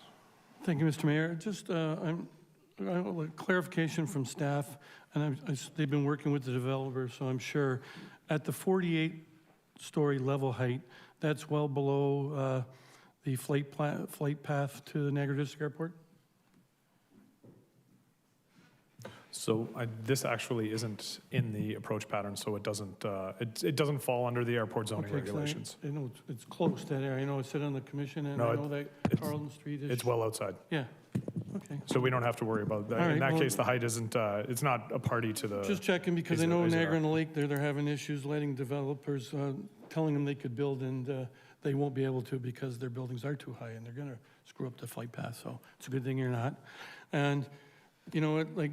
We haven't seen a developer come into the city that is building purpose-built rentals in a long time. Everyone was condos. So, I think this council has been doing a better job with all our long-term goals, with our master plans and this and that. I mean, back in the day, there wasn't a whole lot of foresight. And I think we're moving forward as a council and staff, and we need this. Otherwise, nothing's getting built. And I want to throw that Port Dalhousie thing at people because they like to bring that back up. If we'd okayed some stuff 25 years ago or whenever it started, it would have been done and people would have been living there. So, it's time to, get off the pot and start building some rentals so people can live. Thank you, Councillor Stevens. Councillor Townsend. Thank you, Chair. I'll just a few comments. Clearly, it's we've had a lot of people reach out from the public to say council hasn't done their due diligence and reaching out and attempting to negotiate to save the Y, but certainly a lot of efforts have gone in from our staff side and under the mayor's office. I was not overly enthusiastic with how the negotiations do go down, but I won't go too far down that rabbit hole, because this goes back to previous term of council where council wasn't even made aware that the Y was even going to be available for purchase. So certainly it doesn't reflect on this council, but could go back to previous. I do have a question in regards to the strong mayor powers, and I'm wondering if maybe this question would go to the clerk or the CAO. I'm a little confused why, I know at the beginning it was said that in order to reconsider this decision by the Committee of Adjustment, it has to be, strong mayor powers have to be used, but from what I understand, we've in the past as a council overturned or looked at Committee of Adjustment decisions and considered them. So I'm wondering if either the clerk or the CAO, I'm not understanding why the need for strong mayor powers would be required on this. It should be, council alone here could have the right to vote and have this discussion. So council can't overrule the Committee of Adjustment. That's always been the understood rule. I believe we've had decisions here with respect to whether we would defend a Committee of Adjustment decision at the Ontario Land Tribunal, but we've never had the opportunity to overrule. My understanding, and I'll look to the clerk to clarify, but they're parallel tracks, and one is not able to overrule the other and vice versa. Am I correct? And a proponent would choose one track or the other. That would be correct. So in this situation, we don't actually have the capacity to overrule a Committee of Adjustment decision. However, under the strong mayor legislation, I can bring forward a bylaw for council to deliberate on, as we're doing now, with respect to the same topics as were in a Committee of Adjustment decision. So that's why the strong mayor legislation was used in this case, to introduce a bylaw for council to deliberate on. Okay, I appreciate that context, but I am rather confident that we have in the past done that, but I would have to go back and look, but I appreciate the reasoning, and certainly something that I'll be looking into. Thank you. Thank you, Councillor. Councillor Dodge. Thank you, Mr. Mayor. So for myself, aside from the Y issue, some of my area of concern is more about the parking. And I think that, every time we change something to make it more difficult, and I'm thinking of people when we're making the stall smaller and the turning radius, they showed in some of the pictures, some spots maybe 2 or 3 times getting in, maybe 2 times, depending, I guess, on how good a driver you are. But also I think about people with disabilities, with small children, elderly people that maybe have a bit of mobility but not quite. Getting into these areas, I think that it's not good for the parking in general, and if they can't park where they live, then they're going to be looking elsewhere for it. So unfortunately, I can't support this bylaw tonight. All right, thank you, Councillor. Are there any other speakers? All right, seeing none. I won't speak long. I appreciate the comments that have been made by members of council. If I had spoken, I would have probably just re-said some of the things that Councillor McPherson and others had mentioned about the proposal. I do think this is the best location for a proposal of this type. I do think it can very easily accommodate the variances that are being asked for, and I do hope that council can see fit to support the bylaw. And with that, I will look to the clerk to call the roll. Councillor McPherson. Yes. Councillor Lindell. Yes. Councillor Miller. Yes. Councillor Phillips. Yes. Councillor Ratzlaff. Yes. Councillor Stevens. Yes. Councillor Townsend. No. Councillor Williamson. No. Councillor Dodge. No. Councillor Harris. Yes. Councillor Kushner. No. And Mayor Sisko. Yes. That's carried. With a majority, correct? Yes, with majority. Wonderful, thank you. Moving on to item 8.1, the presentation from Colleen Smith, the Chief Executive Officer, First Ontario Performing Arts Centre, regarding First Ontario Performing Arts Centre update. I will now call on Colleen Smith to make her presentation.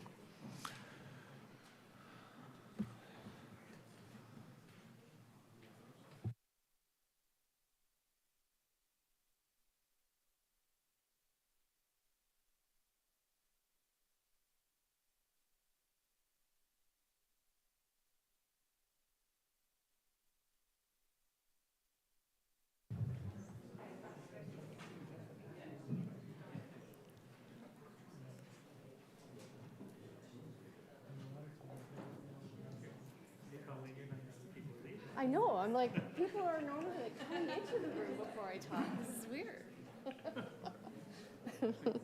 Yeah. Okay, shall I start? Yes? Yeah, okay. Thank you everyone for allowing us the opportunity to present, allowing me the opportunity to present to you today. As you know, the First Ontario Performing Arts Centre, we are a city-owned facility. And of course, we are governed under a board of directors, and we feel it our responsibility to report back to council, because you are our supporters as well, as we reach certain milestones of our work over on St. Paul Street. So really happy to have the opportunity to speak to you briefly today when we're not in front of you asking for funds to support our annual budget. So here we go. Here's an update. So first, we just wanted to acknowledge Councillor Garcia, who is on our board of directors since I had arrived at the Performing Arts Centre in 2020. So just a moment for Councillor Garcia. We certainly miss him. So today I'm going to provide you with a little bit of an overview on what's been happening. And there's 4 areas that we wanted to highlight today. The first one is our financial results, our unaudited financial results from 2024. We also wanted to tell you about some highlights from last season. We also want to talk to you a little bit about our upcoming strategic plan and some other upcoming events and milestones. We had a great year last year. We had a great programming year. We had a great financial year. Again, these are unaudited results, but we saw 12% growth in our overall revenues.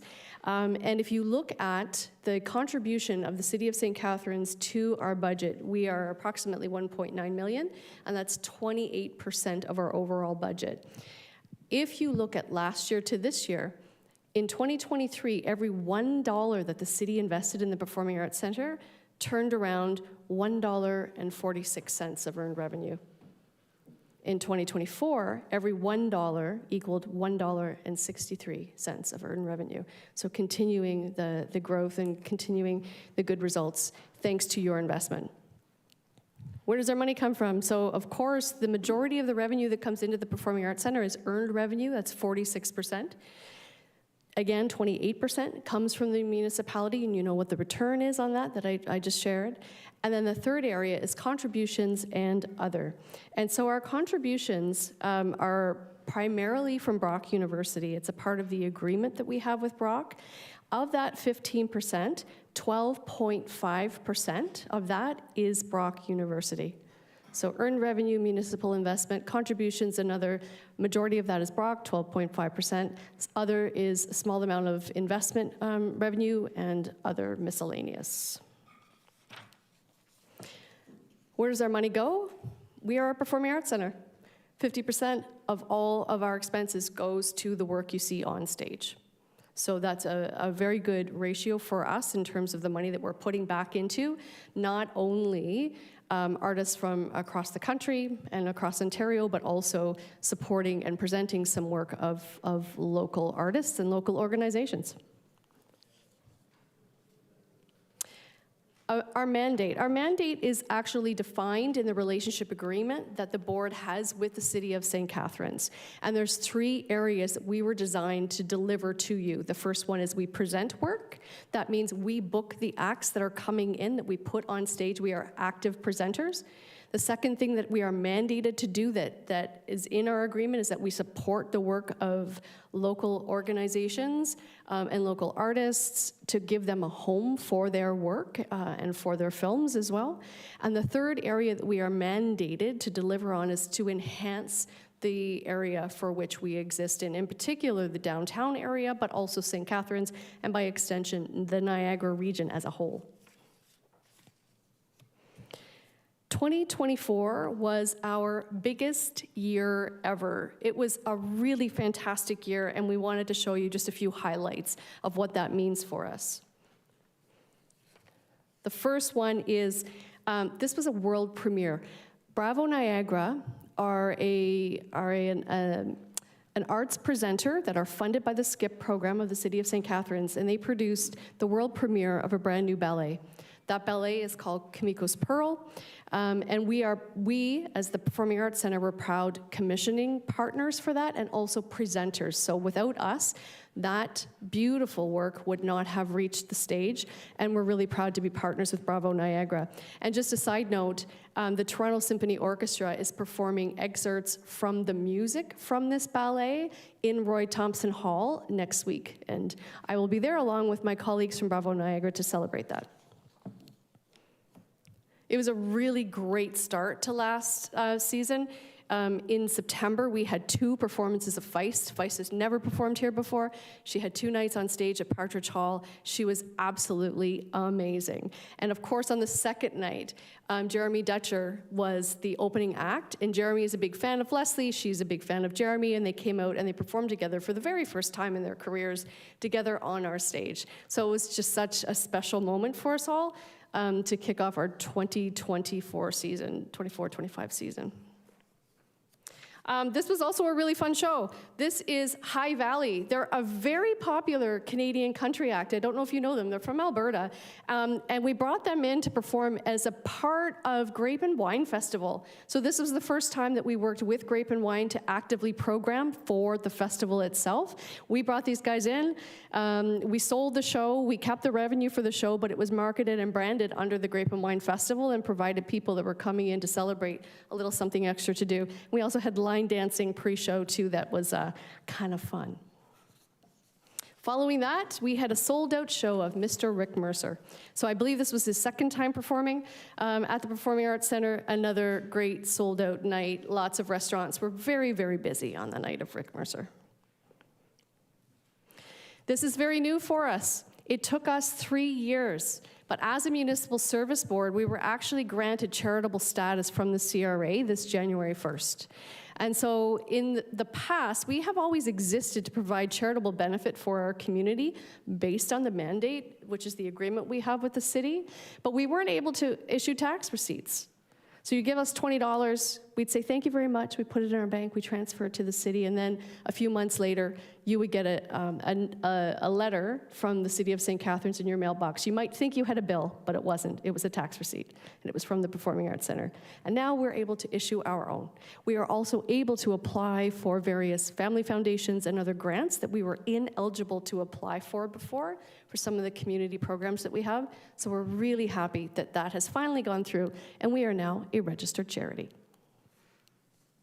Fun facts. Big blue screen here. We had over 112,000 people go through our doors in 2024. We had almost 1,000 events. And we had revenues of $4.6 million. The numbers on the other side are my favorite ones. All 3 of these statistics increased 10% over last year. This is the impact that we have on the downtown core and on our city. Over $19 million in total visitor spending last year, $14.6 million contributed towards GDP, and $8.2 million towards labor income. And that's based on the TREAMS model that is Province of Ontario's Tourism Regional Economic Impact Model. So really proud of those stats. All 3 of those increased 10% from last year. When we look at what is our impact on community, just as important as our economic impact, and sometimes even more, we offered a lot of pay what you can tickets. We offer tickets to newcomers, new Canadians. We have a lot of community partner events. And then, if you remember, a part of our ticket service fee we collect and we give to the city.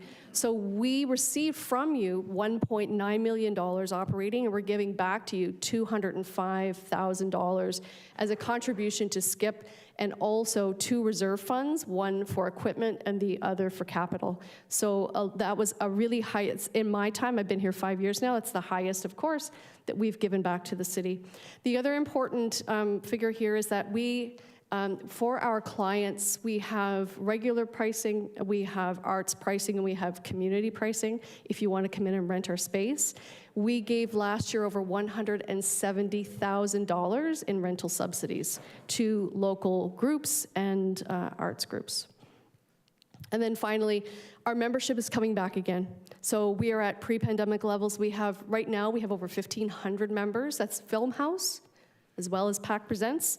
And last year alone, we invested over $1 million in artists. So that's artists, arts groups, and arts organizations, as well as film licensing fees that, again, goes into the hands of artists. Looking forward, here we are, 2025. There's 3 areas that I wanted to chat with you about, talking a little bit about strategic plans, talking a little bit about a special occasion that's coming up. And I also wanted to mention that we are now 10 years into our Brock University agreement. When the PAC was opened, there was an agreement that was struck between the city and Brock University, and that was to enable Brock music programs, Brock arts programs to work inside the Performing Arts Center. When we were built, it was a part of the Creative Cluster Master Plan. Meridian, Marilyn I. Walker, and the Performing Arts Center. There were decisions made whereby spaces that are required by the university weren't built within the Marilyn I. Walker facility, but they were built within the PAC. Those 2 spaces are the recital hall, which is the home for the music programs at Brock University, and the Film House, which operates during the day as a lecture hall. So instead of building those 2 spaces inside the Marilyn I. Walker, they were built within the PAC. And so often we say that we are an extension of the university because we have students in there all the time from September all the way through to the programs are finished for the spring session, which is April. I also wanted to talk a little bit about the Brock contribution. In 2024, Brock's contribution to the Performing Arts Center was $867,000. That represents 12.5% of our overall budget, but it represents 28% of the total venue usage days of the Performing Arts Center. We have 4 spaces, and we have a total usage throughout the year. Brock was 28% of that total usage. If you compare that to our other rental clients, other partners, we had revenues from other rental partners of $738,000 plus the $170,000 that was subsidized. So that's almost $900,000. So other rental clients contribute approximately $900,000 to our revenue, and they take 29% of overall venue usage. So Brock is at 28% using our buildings, using our spaces. Other rental clients around 29%, and the revenue is about the same. Going forward, things work really well with Brock. We love having them in the building. We love the programs. We work well, our staff, their staff. The programs at Brock are continuing. The enrollment, to the best of our knowledge, is maintaining or increasing slightly. Moving on, what is in store for the PAC for the next 5 years? We've created a new strategic plan, and we've changed some of our language. And the most important sentence really is our belief statement. It's a new belief statement, and it is that we believe in the power of the arts to transform communities. And we believe it because we are it. The downtown core looked very different, and I wasn't here, but I understand without Meridian, without the PAC, without the Marilyn I. Walker, it was a very different place. These buildings transform communities, and we want to make sure we continue to create exceptional experiences for people who come into our buildings. We want to make the arts an essential part of life in Niagara, whether you're living in a condo, a rental, whether your kids are here, you go to school, or whether you work here, we want to be a part of what it means to be a part of St. Catharines and living in Niagara. Our plan focuses on 4 areas. For the last 5 years, we've just made adjustments in our governance model and in our financial model so that we are sustainable. Now moving forward, it's all about brand. We have to make sure that we have complete clarity in our brand, which is now encompassing the area of charitable status. We want to amplify that brand, the presence of the PAC, and the impact that we have, not only throughout St. Catharines, but also throughout Niagara. We want to continue to grow and diversify our revenue streams, and that's particularly possible now that we have charitable status through a number of different initiatives. We also want to continue to drive social impact. We want to make sure we have partners, good partners, and have really strong community engagement. So all of these will have objectives and tactics and KPIs attached to them. And the final one that we have is to enhance our programming and learning programs in order to expand our audiences. So to make sure that our audiences don't always look the same, that we have multi-generational audiences coming into the PAC from time to time, and that we grow those over the next 5 years. And finally, we turn 10 in November. So we're celebrating this year, and I wanted to make sure you have these on your calendar. So the first one is we're launching our new season on June 5th. That's Members Night. So any of you who are members of the PAC, you get an invitation. I think councillors get an invitation to this, just in general. It's a really fun night, and it's going to be, last year was our best season. Well, this one's going to top it. We're going to have a community open house. We just decided this. We're just going to open our doors and say, come on in. We might give you some ice cream. I don't know. But we're going to have a really nice day where we open up our doors to community. That's on a Sunday in September. It's also during Culture Days. So it's a great way of celebrating our spaces here in downtown St. Catharines. We're having a fundraiser on November 15th. It's going to be very fancy. It's going to be a really good time. And I can't tell you who's playing yet because I haven't signed the contract. But it's going to be a really wonderful act that are very well known. And then finally, as you know, in the past, we've had Celebration of Nations, which is a really special multi-day activity where we looked at Indigenous art and culture and what it means to walk hand in hand from Western culture and Indigenous culture together. That program, as you know, has concluded. But what we really loved about it and we want to continue is to continue to find ways to pull our community together around a topic, a theme, something that is important to us, our lives here, but also important to the rest of the world. Art in Action will be a 10-day festival experience that is focused on the impact of climate change to our community. What does it mean globally? What does it mean locally? And through various artistic encounters, whether that's film, whether that's speakers, whether that's dance or music, we will have 10 days of an opportunity to look at the impact of climate change on our region through the lens of an art experience. And we will be featuring a very prominent St. Catharines-born artist within these 10 days that will be announced whenever we have our Members Night on June 5th. But it will be the biggest exhibit of his work that has been featured in not only St. Catharines, but in Niagara. So a lot of really wonderful projects coming up. And again, thanks for the chance to be here. You all made this building happen. You support us on an annual basis, and we're very grateful. Thanks for the opportunity. Thank you very much for the presentation. I will ask if any councillors have any questions. Before we get into them, the one thing I want to caution members of council, we do have an upcoming in-camera session today with an in-camera report with in-camera information. And that is an update on negotiations pertaining to the umbrella agreement for the Academic and Cultural Arts Centre downtown St. Catharines. I'm not telling anybody anything that the clerk wasn't going to read out later on. I just want to remind my colleagues, let's be very careful that we are not asking any questions of Ms. Smith that are related to the in-camera information, because I know there are questions. Those are best handled in camera with Mr. Oakes. But I just wanted to caution, every once in a while, occasionally one of us may happen to let something slip because we have other information. Let's be careful with that. What we're discussing is appropriate for out here in open session. With that, Councillor Williamson.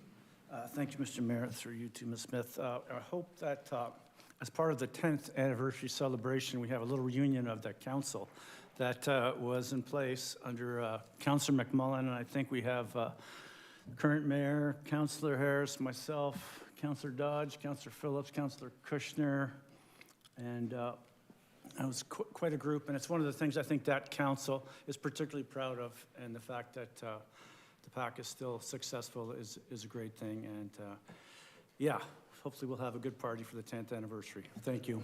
I would say two members of provincial parliament as well. Oh, 100%. Yeah, thank you. Yeah, they were instrumental, and one of the big drivers on council at that time was Councillor Mark Elliott. Yes, indeed, he was the A+ Arts Councillor. Thank you. Thank you. And my ward mate, one half of the M&Ms. I think we were the only ones who called ourselves that, but are there any other questions or comments for Ms. Smith? All right, seeing no more questions, thank you very much for the presentation. Can I get a motion to receive the presentation? Councillor Harris, Councillor Lindell, all those in favor? Opposed, and that's carried. All right, we move on to item 9.1, Office of the Chief Administrative Officer, status update, Brock University, FirstOntario Performing Arts Centre, and the City of St. Catharines Partnership Agreement. Mover and a seconder for this, Councillor Ratzlaff, Councillor Stevens. Are there any questions or comments for the CAO on this one? Seeing none, I will look to the clerk to call the roll. Councillor Ratzlaff? Yes. Councillor Stevens? Yes. Councillor Townsend?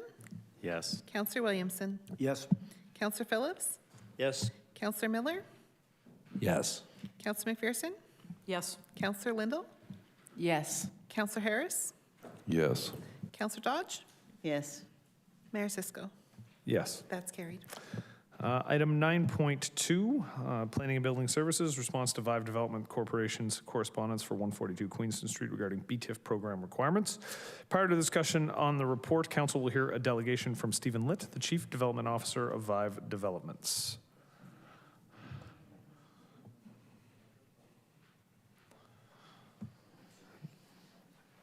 Mr. Litt, the lectern is yours.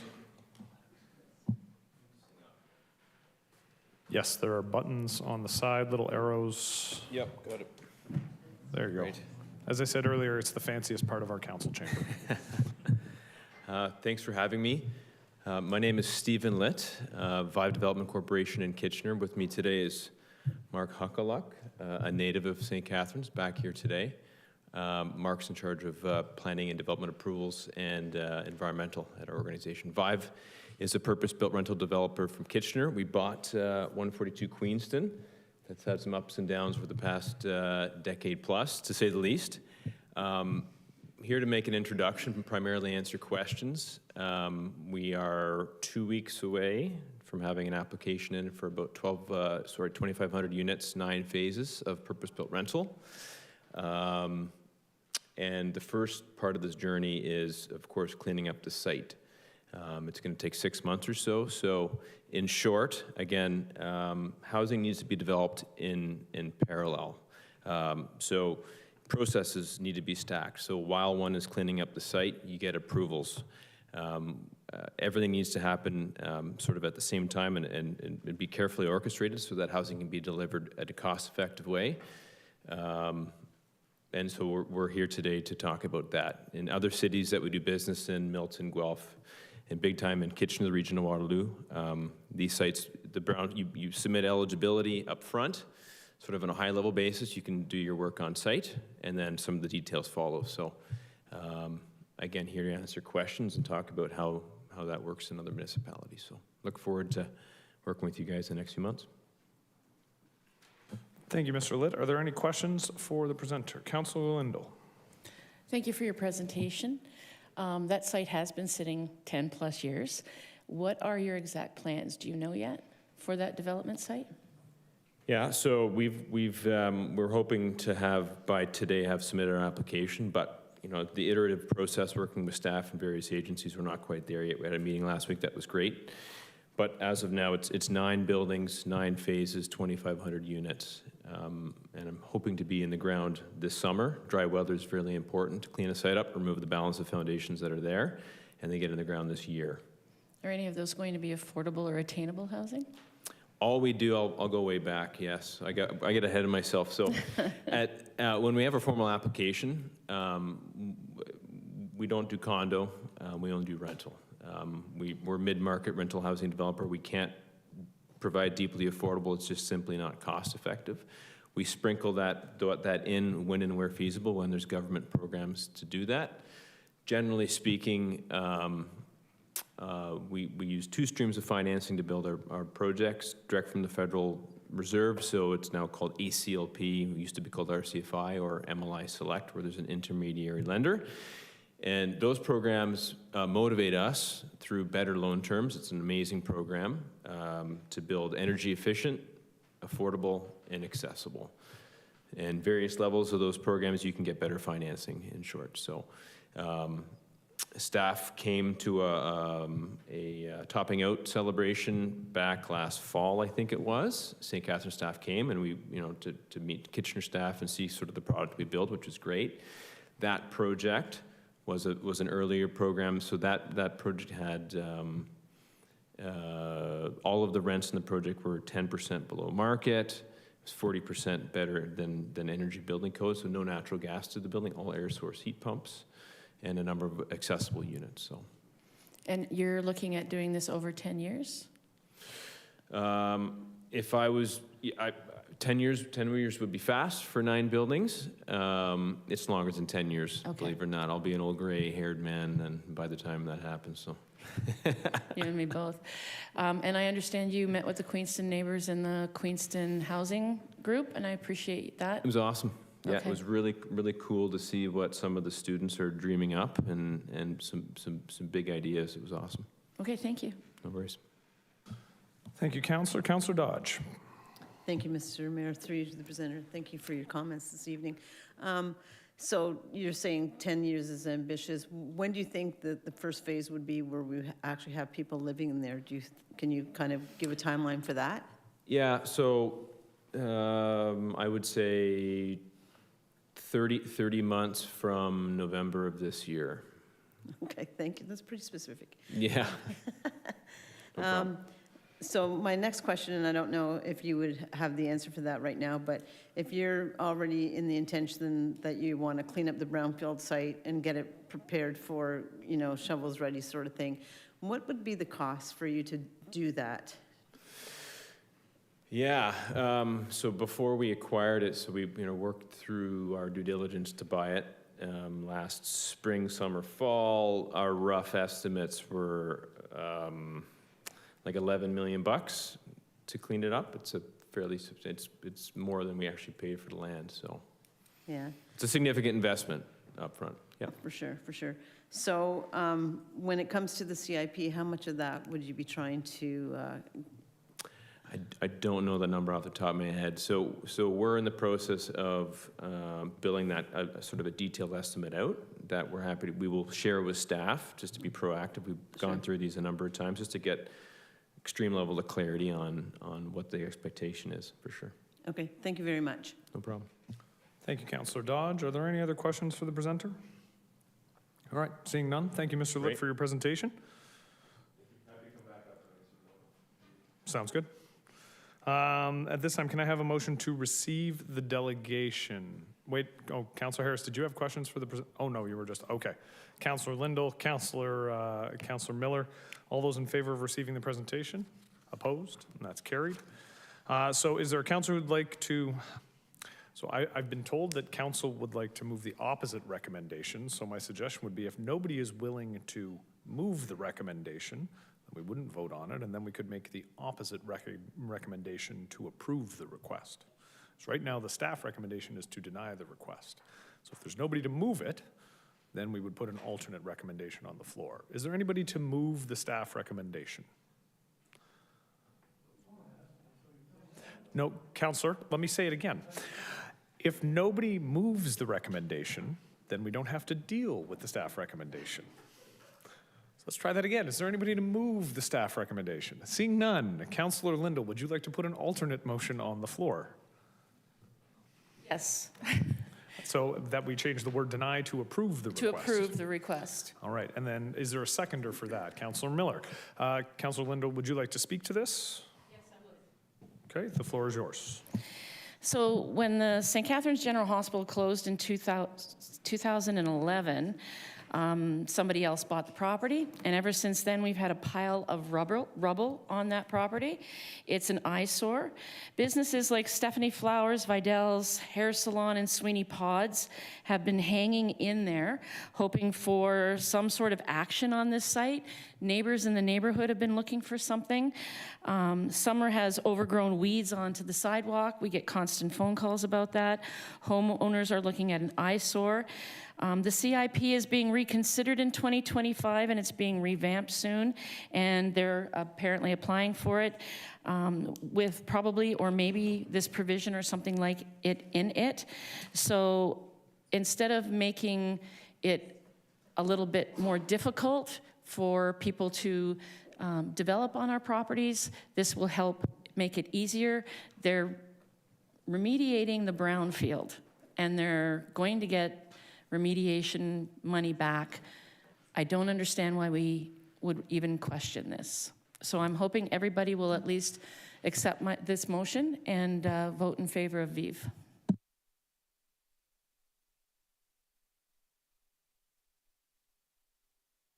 So the one thing I will ask, Councillor, could you change the wording to approve the request from Vive Development Corporation to waive, and then at the end, and amend the CIP? Yes. Wonderful. Okay. So just at the very end there, Sarah. Comma, and amend the AC. There you go. Perfect. Other speakers to the motion. Councillor Williamson. Thank you. Oh, okay. Ms. Katay? Thank you. Through the mayor, might I suggest that staff be directed to bring forth an amendment to the CIP to council, because the act requires us to have a public meeting. Okay, so can I ask a question? Is amending the CIP necessary in this case to approve this? Necessary? Through the mayor, yes, it is. Okay.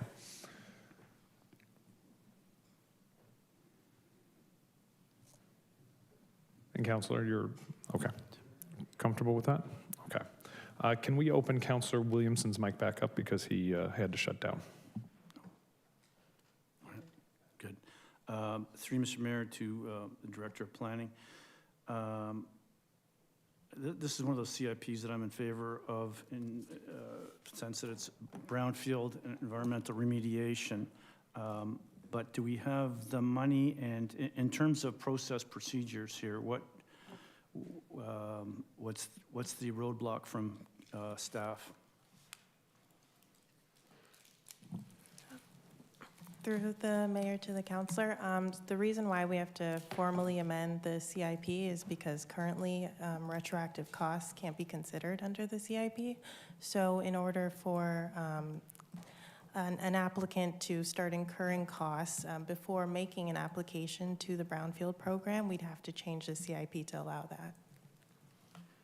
Is that something that the planning department is advising to do? No, our request was to deny their request because retroactive costs are not considered under any of the programs under the CIP. We're not saying that the applicant can't begin cleaning up some of the demolition materials left on the land. We're just saying that those costs can't count towards the brownfield tax increment program when they do make an application. Okay, thank you. Thank you, Councillor. The one thing I did want to add, and I think this is important to point out as well, staff recommended against it, specifically because our policy says that retroactive costs can't be applied. So it is council's purview. We can make that decision to then amend that. The comment was made earlier, and I think it's a good one. We had that clause in there, I think, for very good reasons for the vast majority of properties. I don't think this particular site is the same as the vast majority of properties, which I think is why we are considering it this evening. Councillor Dodge. Thank you, Mr. Mayor. Through you to, I guess it would be to the financial services. What would the request for retroactivity, how does it affect our CIP and how it's budgeted for?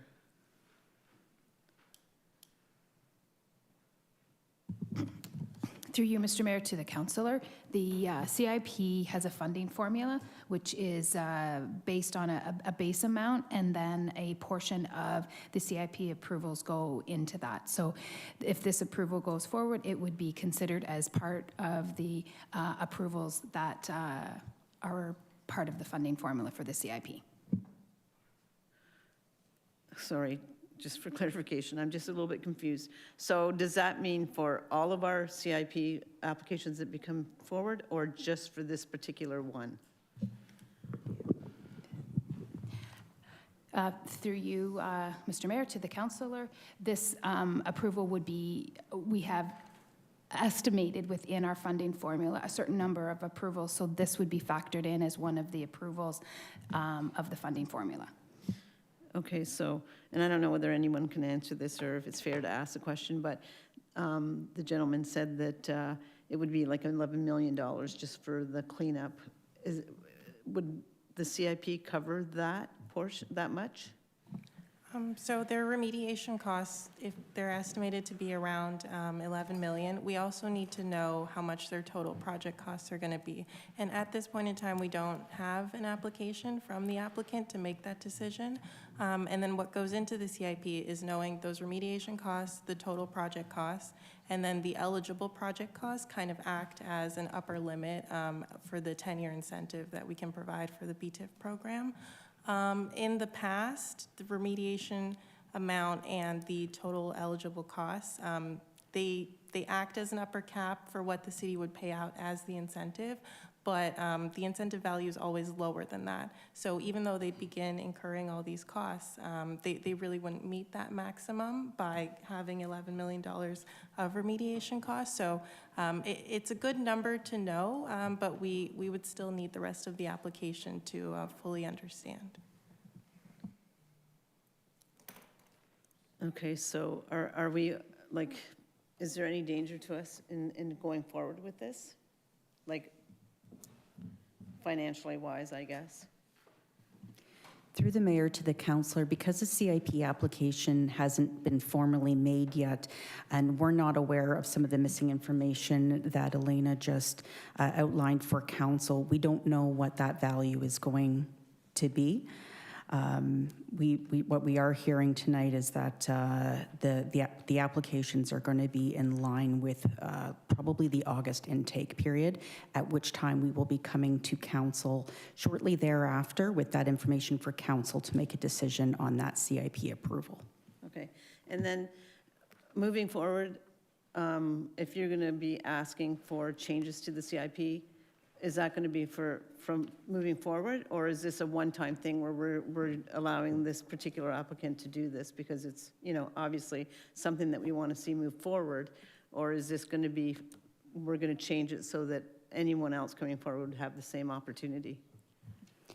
Through the mayor to the councillor, this is a singular request that has come to council for a decision on one specific property. Okay, so actually, I don't know, maybe I'm confused. So to change our policy, when we change that policy, will that, moving forward, will that mean that anybody else could come forward and ask for the same type of thing? Through the mayor to the councillor, we would be bringing forth an amendment just for this property, not to the policy as a whole. Okay, thank you. Excellent. Thank you. Councillor Stevens. Thank you, Mr. Mayor.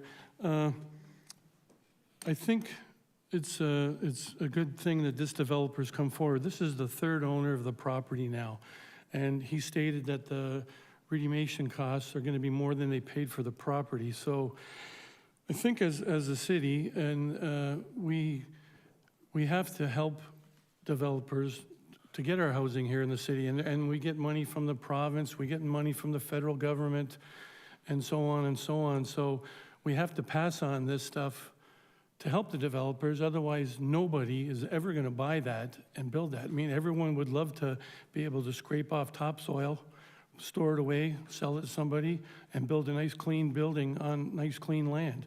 Doesn't happen in St. Catharines. We don't have it. So this is the only way we're going to be able to get brownfield developed. And when somebody's taking a chance, they're taking a chance. 2 other people tried and failed. So, you know, there's a lot of money involved. So it's our role as a city to help facilitate this any way we can.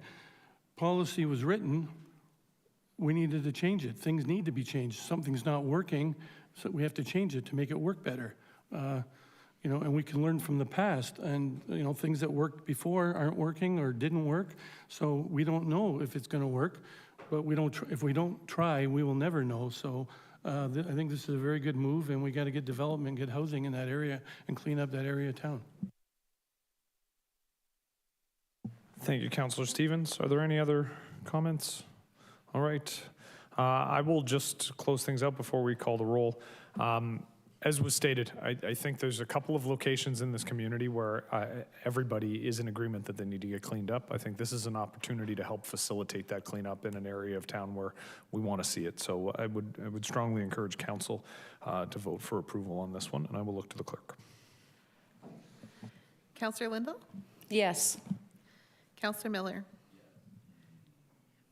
Yes. Councillor McPherson? Yes. Councillor Stevens? Yes. Councillor Dodge? Yes. Councillor Thompson? Yes. Councillor Phillips? Yes. Councillor Ratzlaff? Yes. Councillor Harris? Yes. Councillor Kushner? Yes. Councillor Williamson? Yes. Mayor Sisko? Yes. That's carried. Item 9.3, Community Recreation and Culture Services, Community Initiatives and Partnerships, the Blooming Boulevards Program. Prior to discussion on the report, council will hear delegations from Lindsay Taylor and Jeff Hurst. At this time, I'll call upon Lindsay Taylor to speak.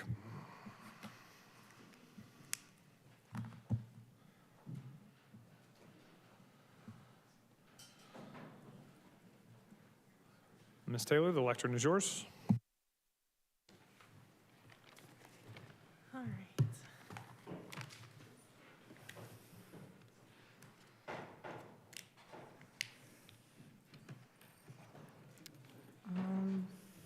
Before I get started, how do I click next? How do I click next to advance the PowerPoint? Oh, I use the thing. Okay, cool. Thanks, guys. Sorry about that. All right. Good evening, Mayor, Council, and members of the public. Thank you for the opportunity to speak tonight. I'm here to share the outcomes of a community greening initiative that I led during my tenure as Sustainability Director for the St. Catharines Downtown Association. This project was driven by a desire to beautify and enhance green infrastructure in an underserved area of downtown while aligning with our city's goals for sustainability and resilience. Our focus was on promoting biodiversity, improving stormwater management, and fostering community stewardship. This initiative aligns with the city's strategic plan by advancing environmental stewardship and enhancing the resilience of our urban landscape. It also highlights an opportunity to strengthen future greening efforts through dedicated community outreach and engagement.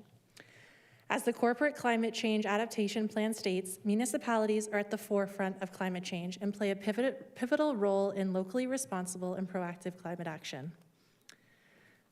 I'm here to emphasize the critical role that green infrastructure plays in sustainable urban development, especially how it can contribute to biodiversity. Did you know that according to a 2021 report by Agriculture and Agri-Food Canada, pollination contributes approximately $3.2 billion annually to Canadian agriculture? I can only imagine what that would be now with inflation, but good thing this is a tariff-free industry or we'd be in some serious trouble. All jokes aside, many of you may or may not be familiar with the downtown business improvement area. The particular project I'm here to discuss tonight is located at the east end of St. Paul Street at the intersection of Geneva.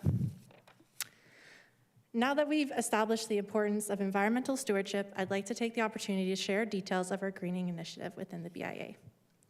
The Pollinator Project began with a vision of seeing downtown abuzz with greenery, paying homage to our legacy as the Garden City.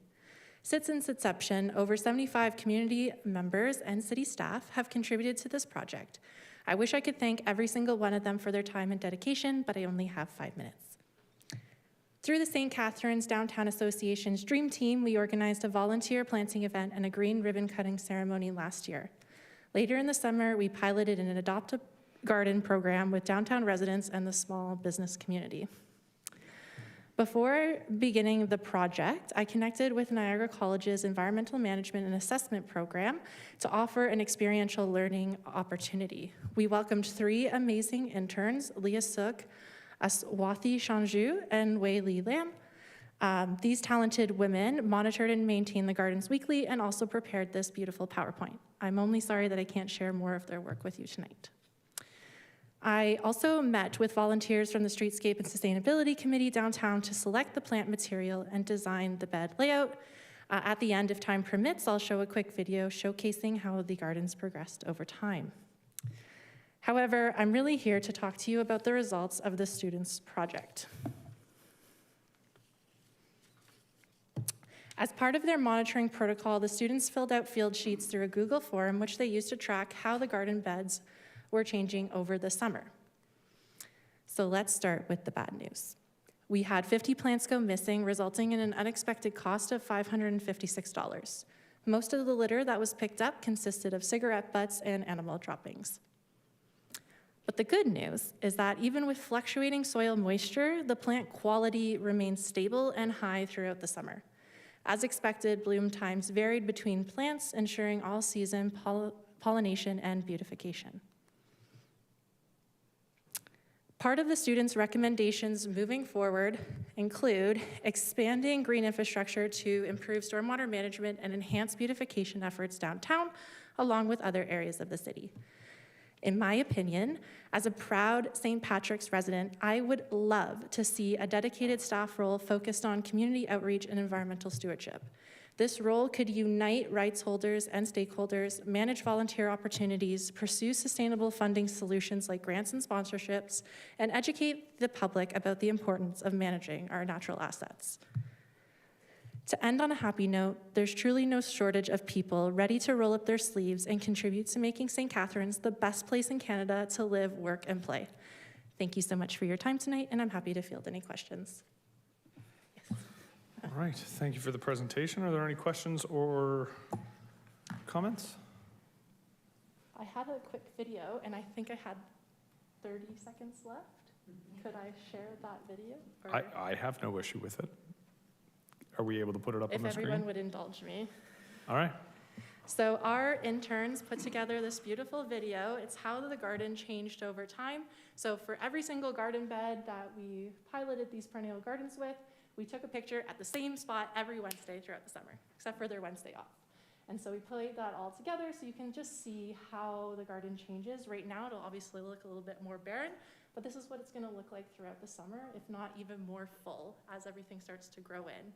You can also see that the addition of mulch partway through the video really adds a lot of textural component to the gardens, bringing out those that color justification. So I just thought I would share that amazing work from our interns as well. So thank you for indulging me. All right. Councillor Dodge. Can we open Councillor Dodge's mic again? You're good. Thank you, Mr. Mayor.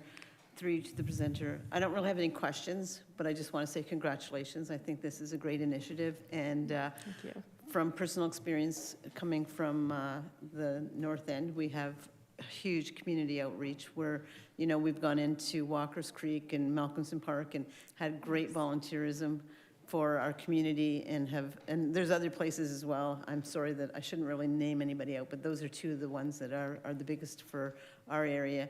And I know that once it gets rolling and you have people, you know, catch on to this, I think that it'll be very successful and the city will be very much better because of it. So thank you for taking the time to do the pollinated gardens and trying to beautify our city. Thank you. Thank you very much, Councillor Dodge. And if my memory serves me correct, the Malcolmson Eco Park should be having a native plant sale coming up soon. So hopefully that can be mentioned at council when appropriate. Thank you. All right, Councillor Townsend. Thank you, Mr. Mayor. Thank you, Lindsay, for your presentation. Always appreciate the passion, enthusiasm, and the work that you're doing in the community. With the plants going missing and the costs that are associated with this, Who covers this? Where are you getting the funds from? Great question. So the BIA spearheaded the project, and the funding came through our Streetscape and Sustainability Committee primarily. The city did support us with select costs, but I'd encourage you to reach out to those two stakeholders to have that discussion, as I'm no longer employed by the Downtown Association. Perfect, thank you for that. I know that councillors have micro grants, and these are the type of projects that I'm sure I don't want to speak for the downtown councillors, but these would be a great example of what the micro grants could be used towards. But again, thank you. Absolutely, thank you. All right, seeing no other questions, thank you very much, Ms. Taylor, for the presentation. Thank you. At this time, I will call upon Jeff Hurst to speak.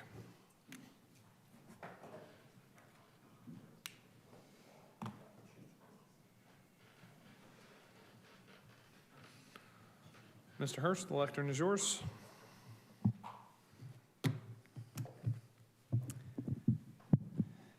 Thank you, Mayor Cisco, council, and staff. I'm no stranger up here, but my name is Jeff Hurst. I live in the Hague neighborhood, and I'm an active member of Arbor STC. Now, we're a street tree advocacy group, but when you're talking about planting native plants on boulevards right alongside trees, well, I just think that's a match made in heaven. So here I am tonight, and I want to share with you a couple quick and painless solutions can really get the Garden City blooming and give our pollinators a leg up. And a lot of that has to do with boulevards. So let's start with where we're at. St. Catharines residents can plant boulevard gardens, and they do. You take a walk down any of our neighborhood streets and you'll see them. And many of these are very well done, and they're done by the residents themselves, which is even more impressive. And ecologically speaking, in my humble opinion, it's the best possible use for an otherwise benign strip of sod. And I'm thinking now of one that I really love. It's on Thomas Street. It's got echinacea, common milkweed, some native grasses, and even a city-planted Callery pear tree. Now, if you ask me, I would probably have planted a serviceberry tree instead. Those berries are just to die for every summer, and they're really great because they're on boulevards all across the city. Trust me when I say it's sidewalk snacks for days. And I wouldn't recommend eating a Callery pear, but to each their own. Anyway, this boulevard on Thomas Street, it's become part of a patchy network across St. Catharines neighborhoods that vital pollinators really depend on. And it's also part of what makes a street like Thomas so vibrant and pleasant to be on. So we've got some great boulevard gardens already, but there's a problem. A lot of them are actually illegal. Section 5 of our boulevard bylaw prohibits the planting of everything exceeding 1 meter in height. So some of the most commonly used native wildflowers and pollinator gardens don't comply with this limit. What about the echinacea in that garden on Thomas Street? Nope, it's too tall by ½ a meter. Same story for the common milkweed. And those tall grasses, you can forget about that.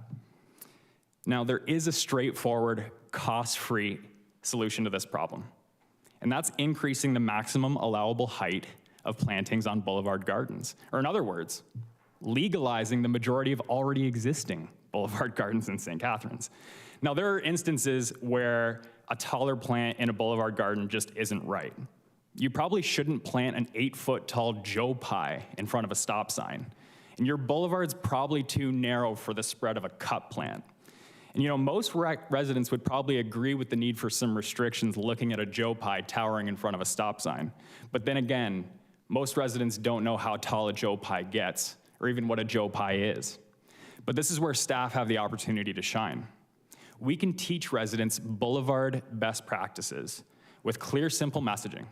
For example, is your boulevard wider than 2 meters? If yes, plant this. If no, plant this. We can encourage the use of native plants to maximize benefits to pollinators. And we can promote the use of shrubs where trees won't work, which is very common throughout the city, I can tell you that. And I'd say that not only is it within our capacity to create this information and reach residents with it, I would argue that it's necessary. There's a lot of confusion in general around boulevards. Who owns them? Who's responsible for them? And this is a great opportunity to set that straight while leveraging ecological benefits. The gold standard would be, as Lindsay pointed to, a dedicated staff member for a community pollinator garden strategy, somebody to work with community groups, businesses, and residents to develop benign land into those beautiful, vibrant functional pollinator gardens. And I would encourage council, especially those with an interest in sound environmental policy, to request that staff look into a position like this. But I really want to emphasize that there are things that can be done right now. Residents are interested in these gardens. They wouldn't be popping up all over the city otherwise. But the bylaw for boulevards as it exists now is tight. Simply put, unlocking the boulevards means that people will feel more comfortable planting on them. And the city has a golden opportunity to guide these residents and community groups who will lead the way on this. To reclaim a phrase that's being tossed around a lot without a whole lot of sincerity right now, it's common sense policy to foster a greener city by supporting our pollinators. Thank you. Thank you, Mr. Hurst. Are there any questions for the presenter? Truly, I'm shocked, Councilor Ratzlaff. Thank you, Mayor. Through you, thank you, Jeff, for your presentation. You and Lindsay are also always a welcome reprieve from having to talk about parking. You've shared a little bit about this, but what's your experience in the maintenance level of our current boulevards? What's the quality of those boulevards like, in your opinion? Yeah, well, I think that, like, as with front lawns go throughout the city, there's variables, right? But I think that in a lot of cases, the residents that have taken the time to create a boulevard garden take a lot of pride in them. And like, I'll give you an example. I was going for a run yesterday. I was going down Maple Street, Midtown, right? There are a lot of these front lawns that are very small. Like, residents don't have space for a front porch, let alone a front lawn. So the boulevard is these people's gardens. So when they're taking the time to really create something beautiful, plant things that are, mindful, that they want to see, and that they want to share with their community, they take a lot of pride in that. So I think that you'll find that the boulevard gardens are well taken care of, they're thoughtfully planned, and when residents don't want them, I've seen instances where new neighbors move in, there's a boulevard garden, they don't want it, I'll go down a couple weeks later, it's gone, it's replaced with sod. That wouldn't be my choice, but it's very easy to do, and I think it speaks to the flexibility of boulevard gardens. So if we allow residents and give them the tools, give them the education, the know-how, how to plant these gardens, it can be very well done. And when they're not needed, put the sod over top. Again, wouldn't recommend that, but it can be done. Thank you. Thank you, Councilor. Councilor Townsend. Thank you, Mr. Mayor. Jeff, appreciate your presentation today. Again, always appreciate your enthusiasm to ideas in the community. I do have some questions, though, about this, because I really do like this idea. But the realist in me is just because, councilors, we get phone calls from constituents, often complaining about neighbors. And my concern is when it comes to things like snow removal or garbage, for example. We put our garbage at the end of the road. Some people put it at the end of their boulevard.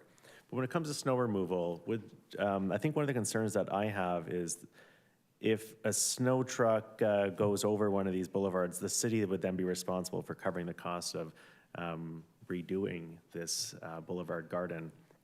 Is that something that you've thought about, or is there a way around it so that we don't face risks as a city if we say we consider doing something and allowing this boulevard bylaw change?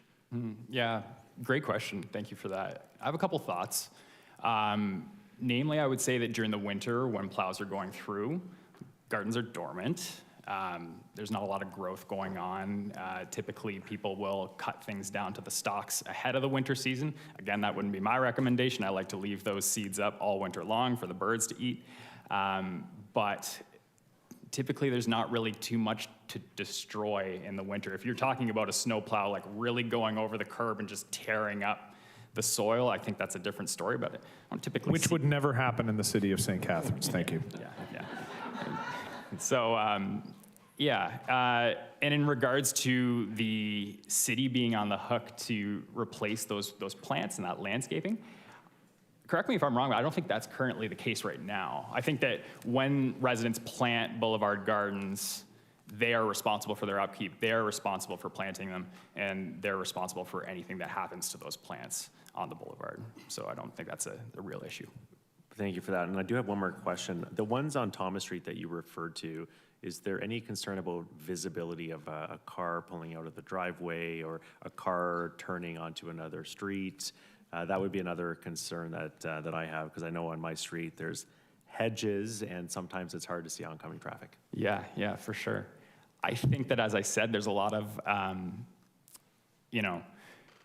common sense limitations that would go into a boulevard garden. You're not going to plant big, tall wildflowers and tall grasses in front of a stop sign. And I think that, again, education plays a big role in that. And the city can really, I think, fit the bill really well. We've got some really knowledgeable staff on. We've got Mike Kraft, who is just a phenomenal horticultural development technician who I believe is capable of really guiding residents through some of those questions of, is this the right plant for this area? You're asking me about this particular garden on Thomas Street. It's right in the middle of the street. It's near no intersections and near no signs. So those tall grasses, those taller wildflowers, I don't really see them as issues.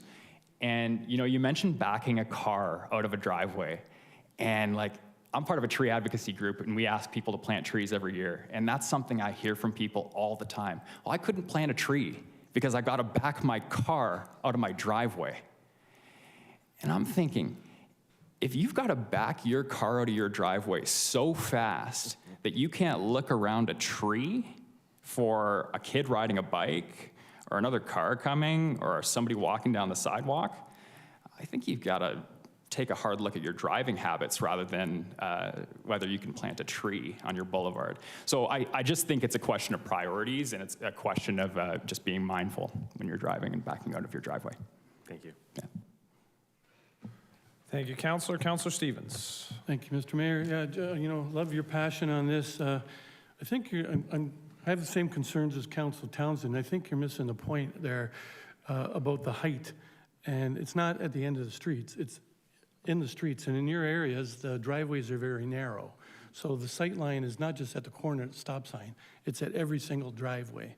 So while the gardens, it's a great idea, and you said working with staff, but a minimum, there has to be low growth. Like your echinacea and stuff are going to be too high. I love the idea of the garden. It's a great idea. You don't have to cut the grass. But, working with staff or whoever, if we do that, it'll have to be low-lying stuff. Because we get complaints when somebody's grass is 8 inches tall. So, you know what I mean?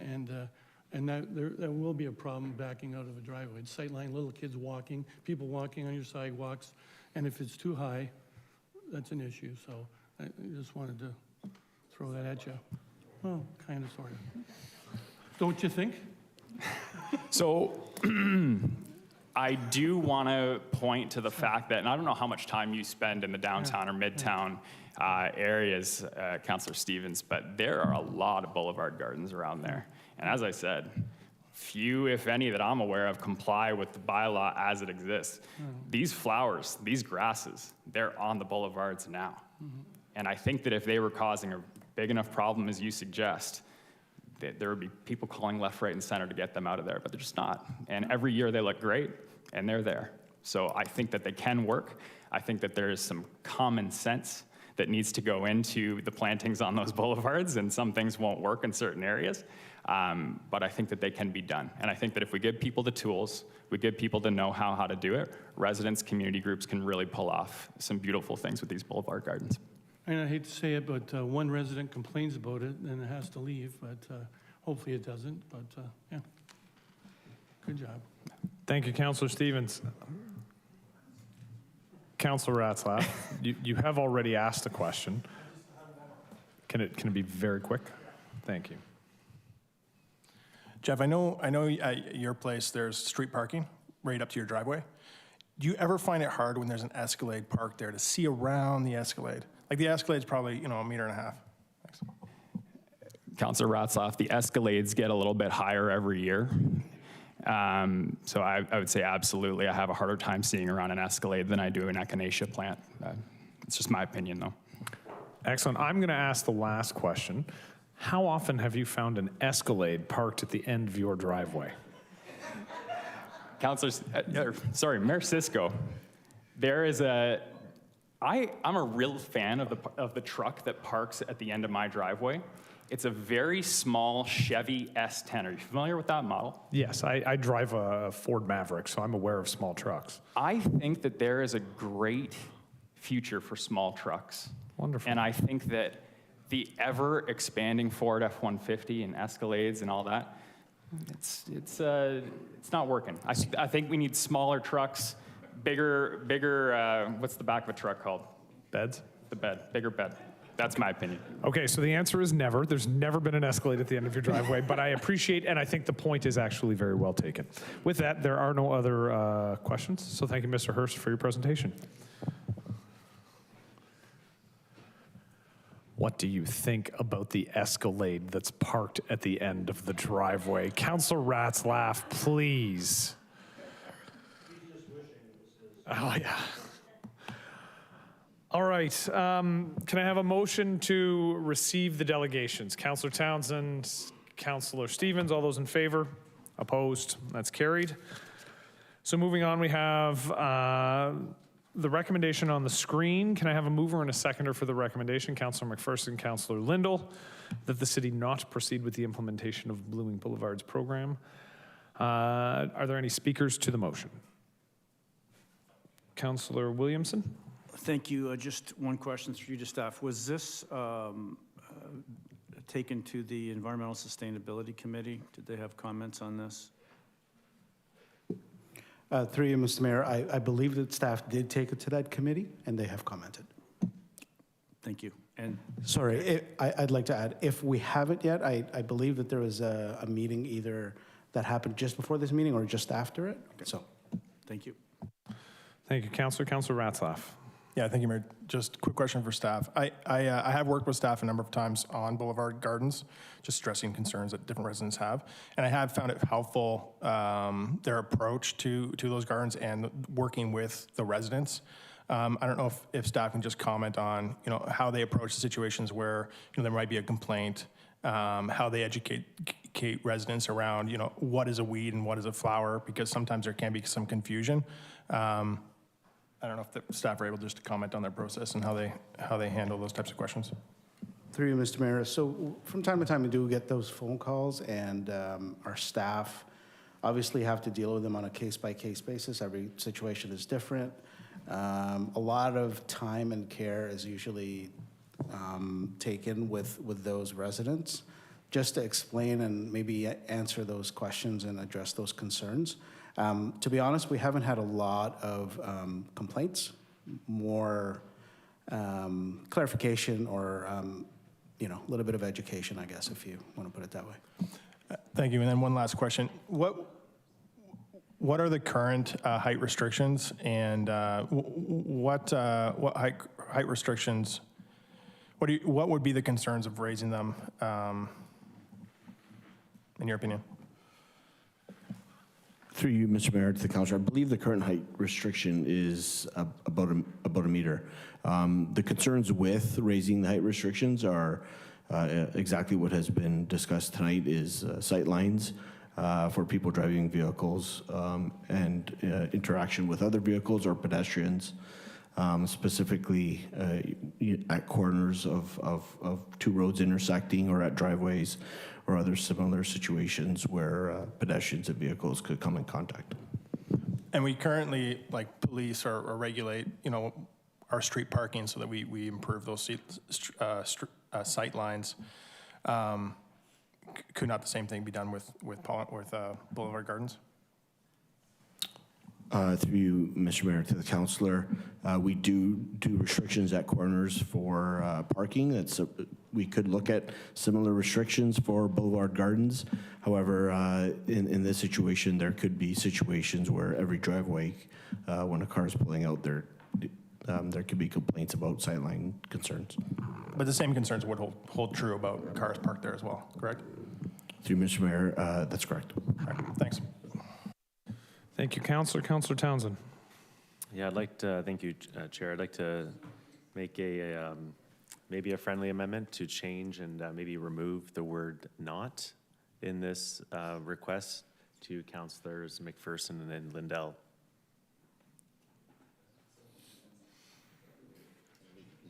So, Alternatively, I would like to make an alternative motion. so we'd have to defeat this motion to be able to make that as your wording change would create the exact opposite motion from what is currently on the screen.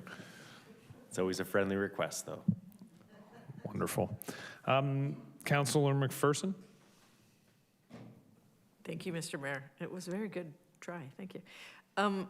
Could staff just explain what the do we have an estimate of how much it would cost? I'm just curious now that Councillor Townsend has asked for the nod, but I'm curious what the financial implications of moving forward with this kind of program, what they would be. Through the mayor to the councillor, so if we were to mirror what the city of Mississauga does, it's, you know, they, I believe the number in the report is either 10 or 12,000 or something like that for the program to start up. So it would be that to start off. We really don't have capacity within our current staff complement to administer another program. So our current complement already administers similar programs. We're already committed to about $64,000 every year for community gardens, garden at home, flower pot, and pollinator beds, as it is. And so my worry, and being perhaps overly pragmatic about this, is that we're going to be overpromising and not being able to deliver on the program. So, and this is why we recommended not to proceed as is with the current complement. So it would be an initial startup amount at council's suggestion. We'll take your suggestion wherever that number is, but I would recommend that a position be considered at budget deliberations. So whatever that cost is, I don't know that, councillor, but we can come back with that number. Okay, thank you. So would you suggest if council were so inclined to move forward with this, that it would be more a budget, like an opportunity during the budget discussion to move forward with this? Is that what you're recommending essentially?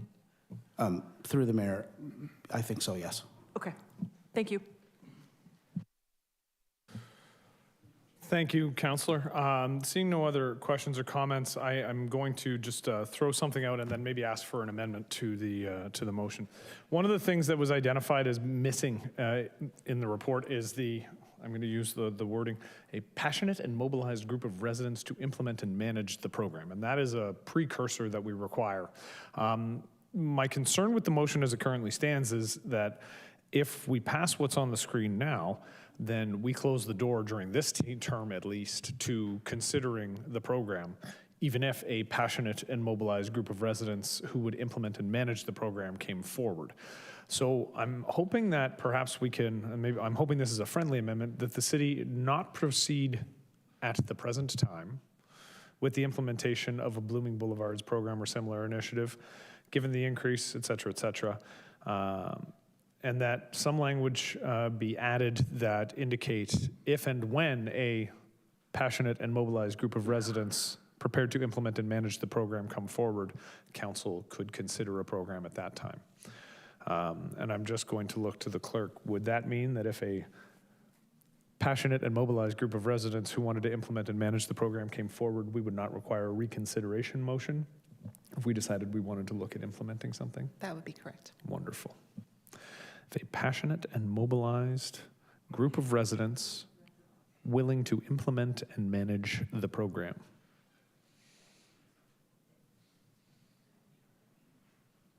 I really appreciated that turn of phrase. Manage the program. Came forward. Excellent. Is that friendly? Wonderful. My only other comment is I do appreciate staff's comments, and I do think that this is something that has to be dealt with through the budgetary process. I am very cognizant of the fact that we are continually asking more of our staff and not providing additional resources. I don't think that's fair. I think if this is something the council wants to move forward with, in a more formalized way, we do have to have that budgetary conversation, and $15,000 for startup costs is wonderful, but we're probably looking at the addition of an FTE, which is closer to, I'm going to look at Ms. Douglas, $100,000.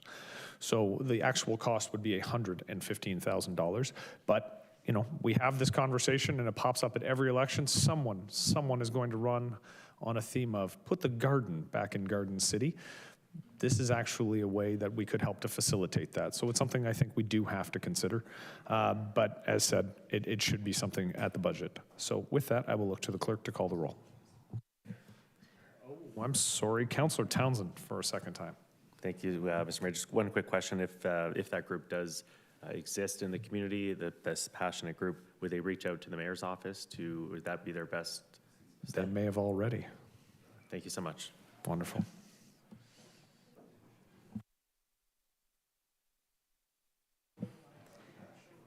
Councillor McPherson. Yes. Councillor Lindell. Yes. Councillor Townsend. Yes. Councillor Williamson. Yes. Councillor Phillips. Yes. Councillor Ratzlaff. Yes. Councillor Dodge. Yes. Councillor Harris. Yes. Councillor Kushner. Yes.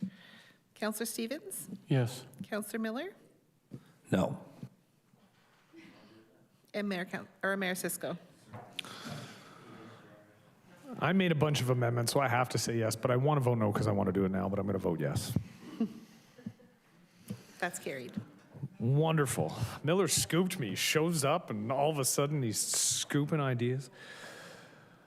We're on to number 10.1, motion to reschedule the April 28th, 2025 council meeting. Moving the motion, I have Councillor Phillips. Seconding the motion, I have Councillor Dodge. This is very much a housekeeping motion. There is a federal election called for the 28th of April, which is our regular council meeting date.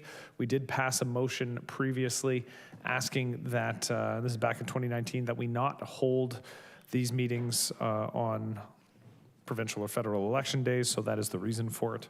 And I don't believe there's any speakers to it, so I will look to the clerk to call the roll. Councillor Phillips. Yes. Councillor Dodge. Yes. Councillor Williamson. Yes. Councillor Townsend. Yes. Councillor Stevens. Yes. Councillor Harris. Yes. Councillor Kushner. Councillor McPherson. Yes. Councillor Lindell. Yeah. Councillor Miller. Yeah. Councillor Ratzlaff. And Mayor Sisko. Yes. And that's carried. Notices of motion, Councillor McPherson. I do have a notice of motion regarding adding a plaque to the Rose Garden in Montebello Park, supporting the Horticultural Society's request. Because who doesn't love rose gardens? And Councillor, this is for the meeting on the 29th? Yes, it is. Okay. Wonderful. Any other notices of motion? Seeing none. Report requests. I know I have one from Councillor Williamson. Has a report request for parking regulations in the business district of Old Port and the Harbor Beach area. Are there any other report requests? Yes. Councillor Kushner? Yes. Yes. Okay, shall I go ahead? You go ahead. Thank you. The motion is to request a staff report on there being no height restrictions in commercial areas which are being redeveloped. Okay, so a staff report on height restrictions or the lack thereof in areas that are being redeveloped. All right.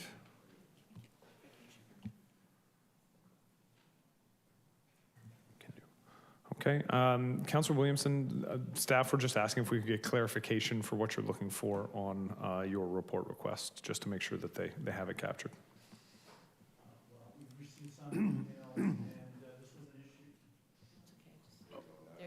Oh, thank you. We've received some emails, which I can pass on to staff, about the consistency of the regulations in and around the harbor area, the west side of the harbor area in particular. What else was I going to say? I know that staff is doing some work on these things, so maybe I don't think it should just couple with the work that they're already doing. I don't think it really is a big report. Okay, but addressing the concerns that are raised in the emails as well. So you'll be passing those on to staff? Yep. Excellent. Okay. All right. I appreciate your commitment to the democracy in your ward and actually going to the all candidates debate on our behalf. Are there any other report requests All right, seeing none. So all those in favor of the report requests? Opposed? That's carried. Committee and task force minutes, 13.1. Can I have a mover and a seconder? Councillor McPherson, Councillor Kushner. All those in favor? Opposed? That's carried. We do have a resolution from the minutes of the 2S LGBTQI Plus Advisory Committee meeting of January 15th. Before discussing this, do we still have a delegation on the line? All right, so we have a delegation from Deb Pierce, so I'll call on Deb to speak. Well, hello. Welcome. Thanks. I was there earlier and then I came home to have ice cream because I didn't think you were serving it. So I went home to have some ice cream, not to rub it in.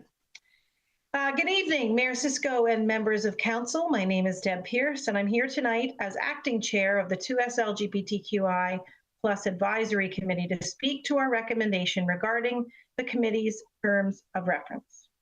We're recommending that council amend the committee's composition to remove either one or two citizen representative positions and replace them with the same number of representatives from Pride Niagara.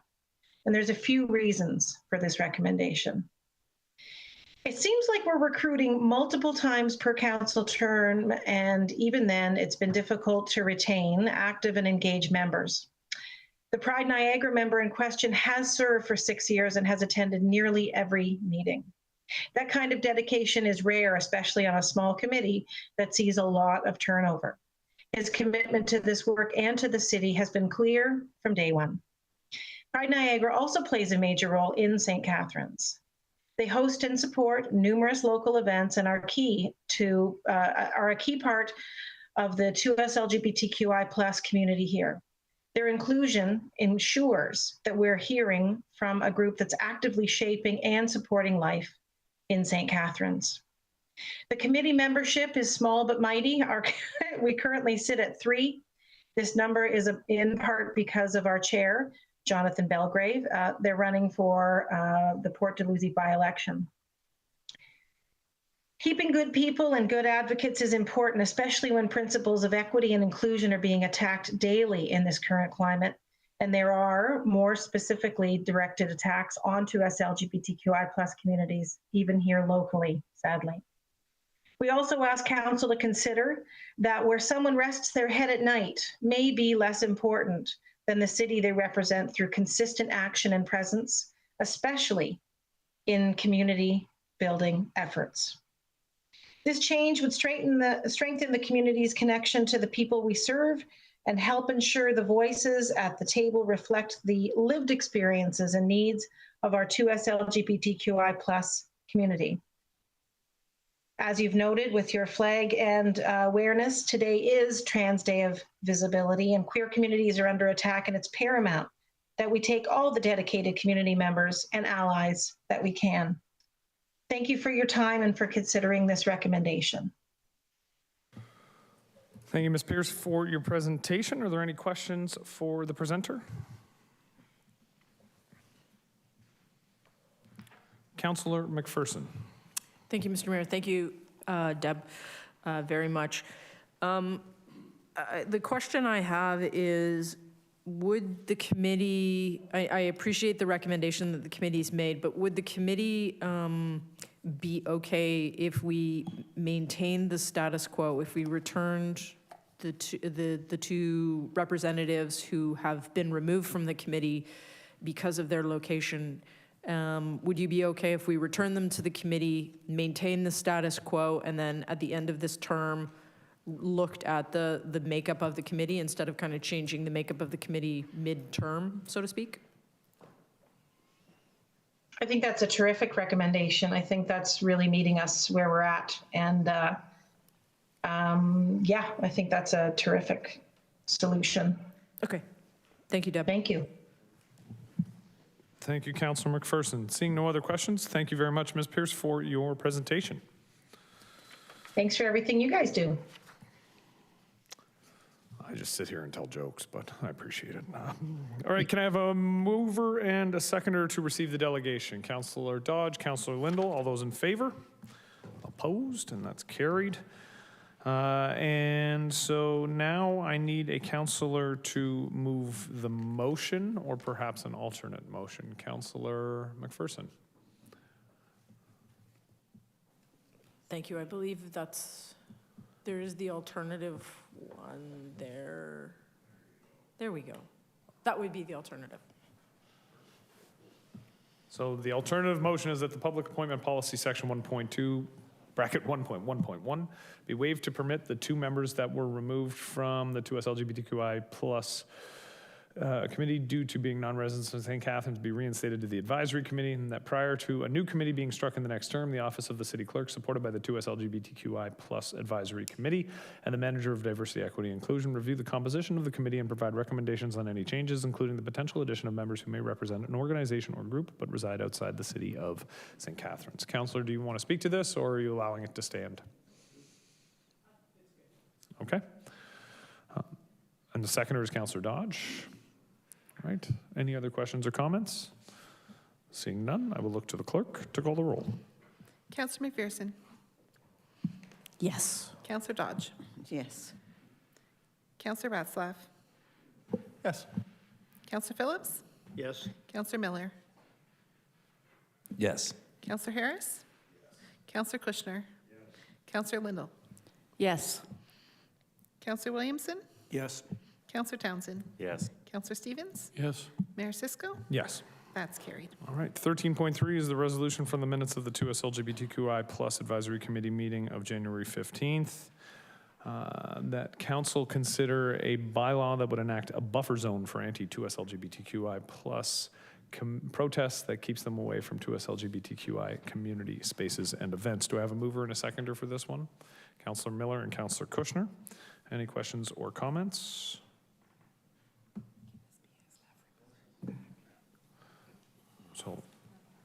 So this is asking for a bylaw. I'm assuming, Councillor Miller, you would like this to be a report back on the possibility of a bylaw. Yeah, it was just the wording's a little. Okay, so we're gonna wordsmith this one a little bit. The council requests staff prepare a report on a bylaw that would enact a buffer zone. Does that make sense, Councillor? Okay. Request staff prepare a report. Well, yes, that will be a part of it. Staff report that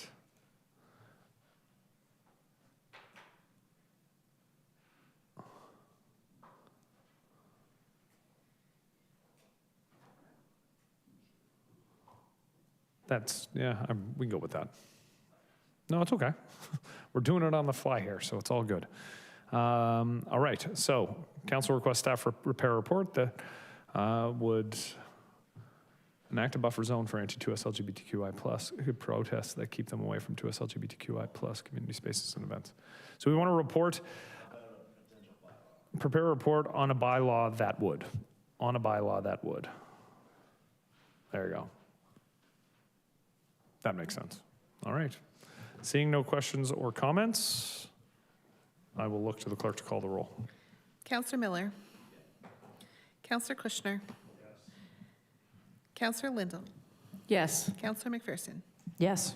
Councillor Ratzlaff. Yes. Councillor Phillips. Yes. Councillor Dodge. Yes. Councillor Harris. Yes. Councillor Stevens. Yes. Councillor Townsend. Yes. Councillor Williamson. Yes. Mayor Cisco. Yes. That's carried. Next, 13.4, resolution from the minutes of the Accessibility Advisory Committee meeting of February 26, 2025. It's a request for a report regarding the introduction of a scent-free policy for city facilities. Can I have a mover and a seconder for this one? Councillor Stevens, seconder. 13.4, so we got to jump to the next one. That's okay. There you go. We're in the introduction. So this is for a report on the introduction of a scent-free policy. Do I have a seconder? Councillor Kushner. All right. Any questions or comments? Seeing none, I will, Councillor Stevens. Yeah, I'd just like to say, in a lot of workplaces, they have scent-free policies in place because of allergies. There's a lot of sensitivity nowadays because all these perfumes and stuff are made of chemical base, and they really upset a lot of people. I actually don't really have a lot of allergies, but I was at a performing arts concert back in November, and the lady beside me, the perfume was just killing me, and I was coughing and stuff the whole night. It was very uncomfortable. So I'm not usually one to want to have something like this, but I think it's something that we need to look at. Okay. Councillor Townsend? Thank you, Chair. Through you, what would this look like in Meridian Center? I think that's staff would be asking to remove somebody from I think that's what concert, I think that's what the report would be coming back with, and might point out some of the logistical hurdles. Thank you. Maybe we'll yeah, that's direction to staff is maybe we talk about the logistical hurdles. With that, I will look to the clerk to call the roll. Councillor Stevens. Yes. Councillor Kushner. Councillor Phillips. Yes. Councillor Williamson. Yes. Councillor Ratzlaff. Yes. Councillor Townsend. Yes. Councillor Miller. Yes. Councillor McPherson. Yes. Councillor Lindell. Yes. Councillor Harris. No. Councillor Dodge. Mayor Cisco. Yes. That's carried. 14 is closed session. I will look to the clerk at this time to give us the reason for closed. And I will also point out, and I will allow Councillor Kushner to reiterate once again. Yes, conflict of interest on 14 what? 14.1. 14.1, because my employer, Brock University, is involved. Wonderful, thank you. A motion to go into closed session for the Office of the Chief Administrative Officer, update on negotiations pertaining to the umbrella agreement for Academic and Cultural Arts Center, downtown St. Catharines, closed pursuant to Municipal Act 2001, Section 239-2K, a position, plan, procedure, criteria, or instruction to be applied to any negotiations carried on or to be carried on by or on behalf of the municipality or local board. Can I get a mover and a seconder to go in camera? Councillor Ratzlaff, Councillor McPherson, all those in favor? Opposed? Let's go.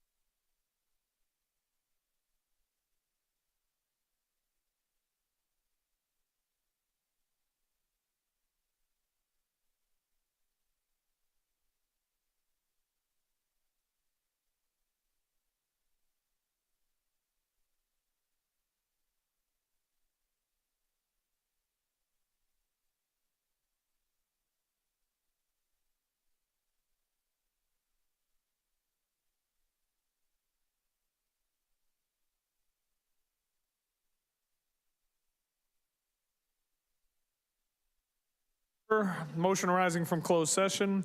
15.1, Chief Administrative Officer, update on negotiations pertaining to the umbrella agreement for the Academic and Cultural Arts Center downtown St. Catharines. Moving the motion to approve the staff recommendation as amended in report CAO 037-2025. I have Councillor McPherson, seconded by Councillor Townsend. And I will look to the clerk to call the roll. Councillor McPherson? Yes. Councillor Townsend? Yes. Councillor Williamson? Yes. Councillor Stevens? Councillor Dodge? Yes. Councillor Harris? Councillor Lindell? Yes. Councillor Miller? Yes. Councillor Phillips? Yes. Councillor Ratzlaff? Yes. Mayor Cisco? Yes. That's carried. All right. Can I have a motion to move the bylaws? Councillor Miller, Councillor Williamson. The bylaw listed on the council agenda as A, be read a first time, considered and passed, and signed and executed by the mayor and clerk. All those in favor? All those in favor? Opposed? That's carried. The additional bylaw A, be read a first time, bylaw to confirm the proceedings of council at its meeting held on the 31st day of March 2025. Mover and seconder, Councillor Lindell, Councillor Stevens. All those in favor? Opposed? That's carried. And the adjournment. I need a mover and a seconder. Councillor Phillips, Councillor McPherson. All those in favor? Opposed? Good night.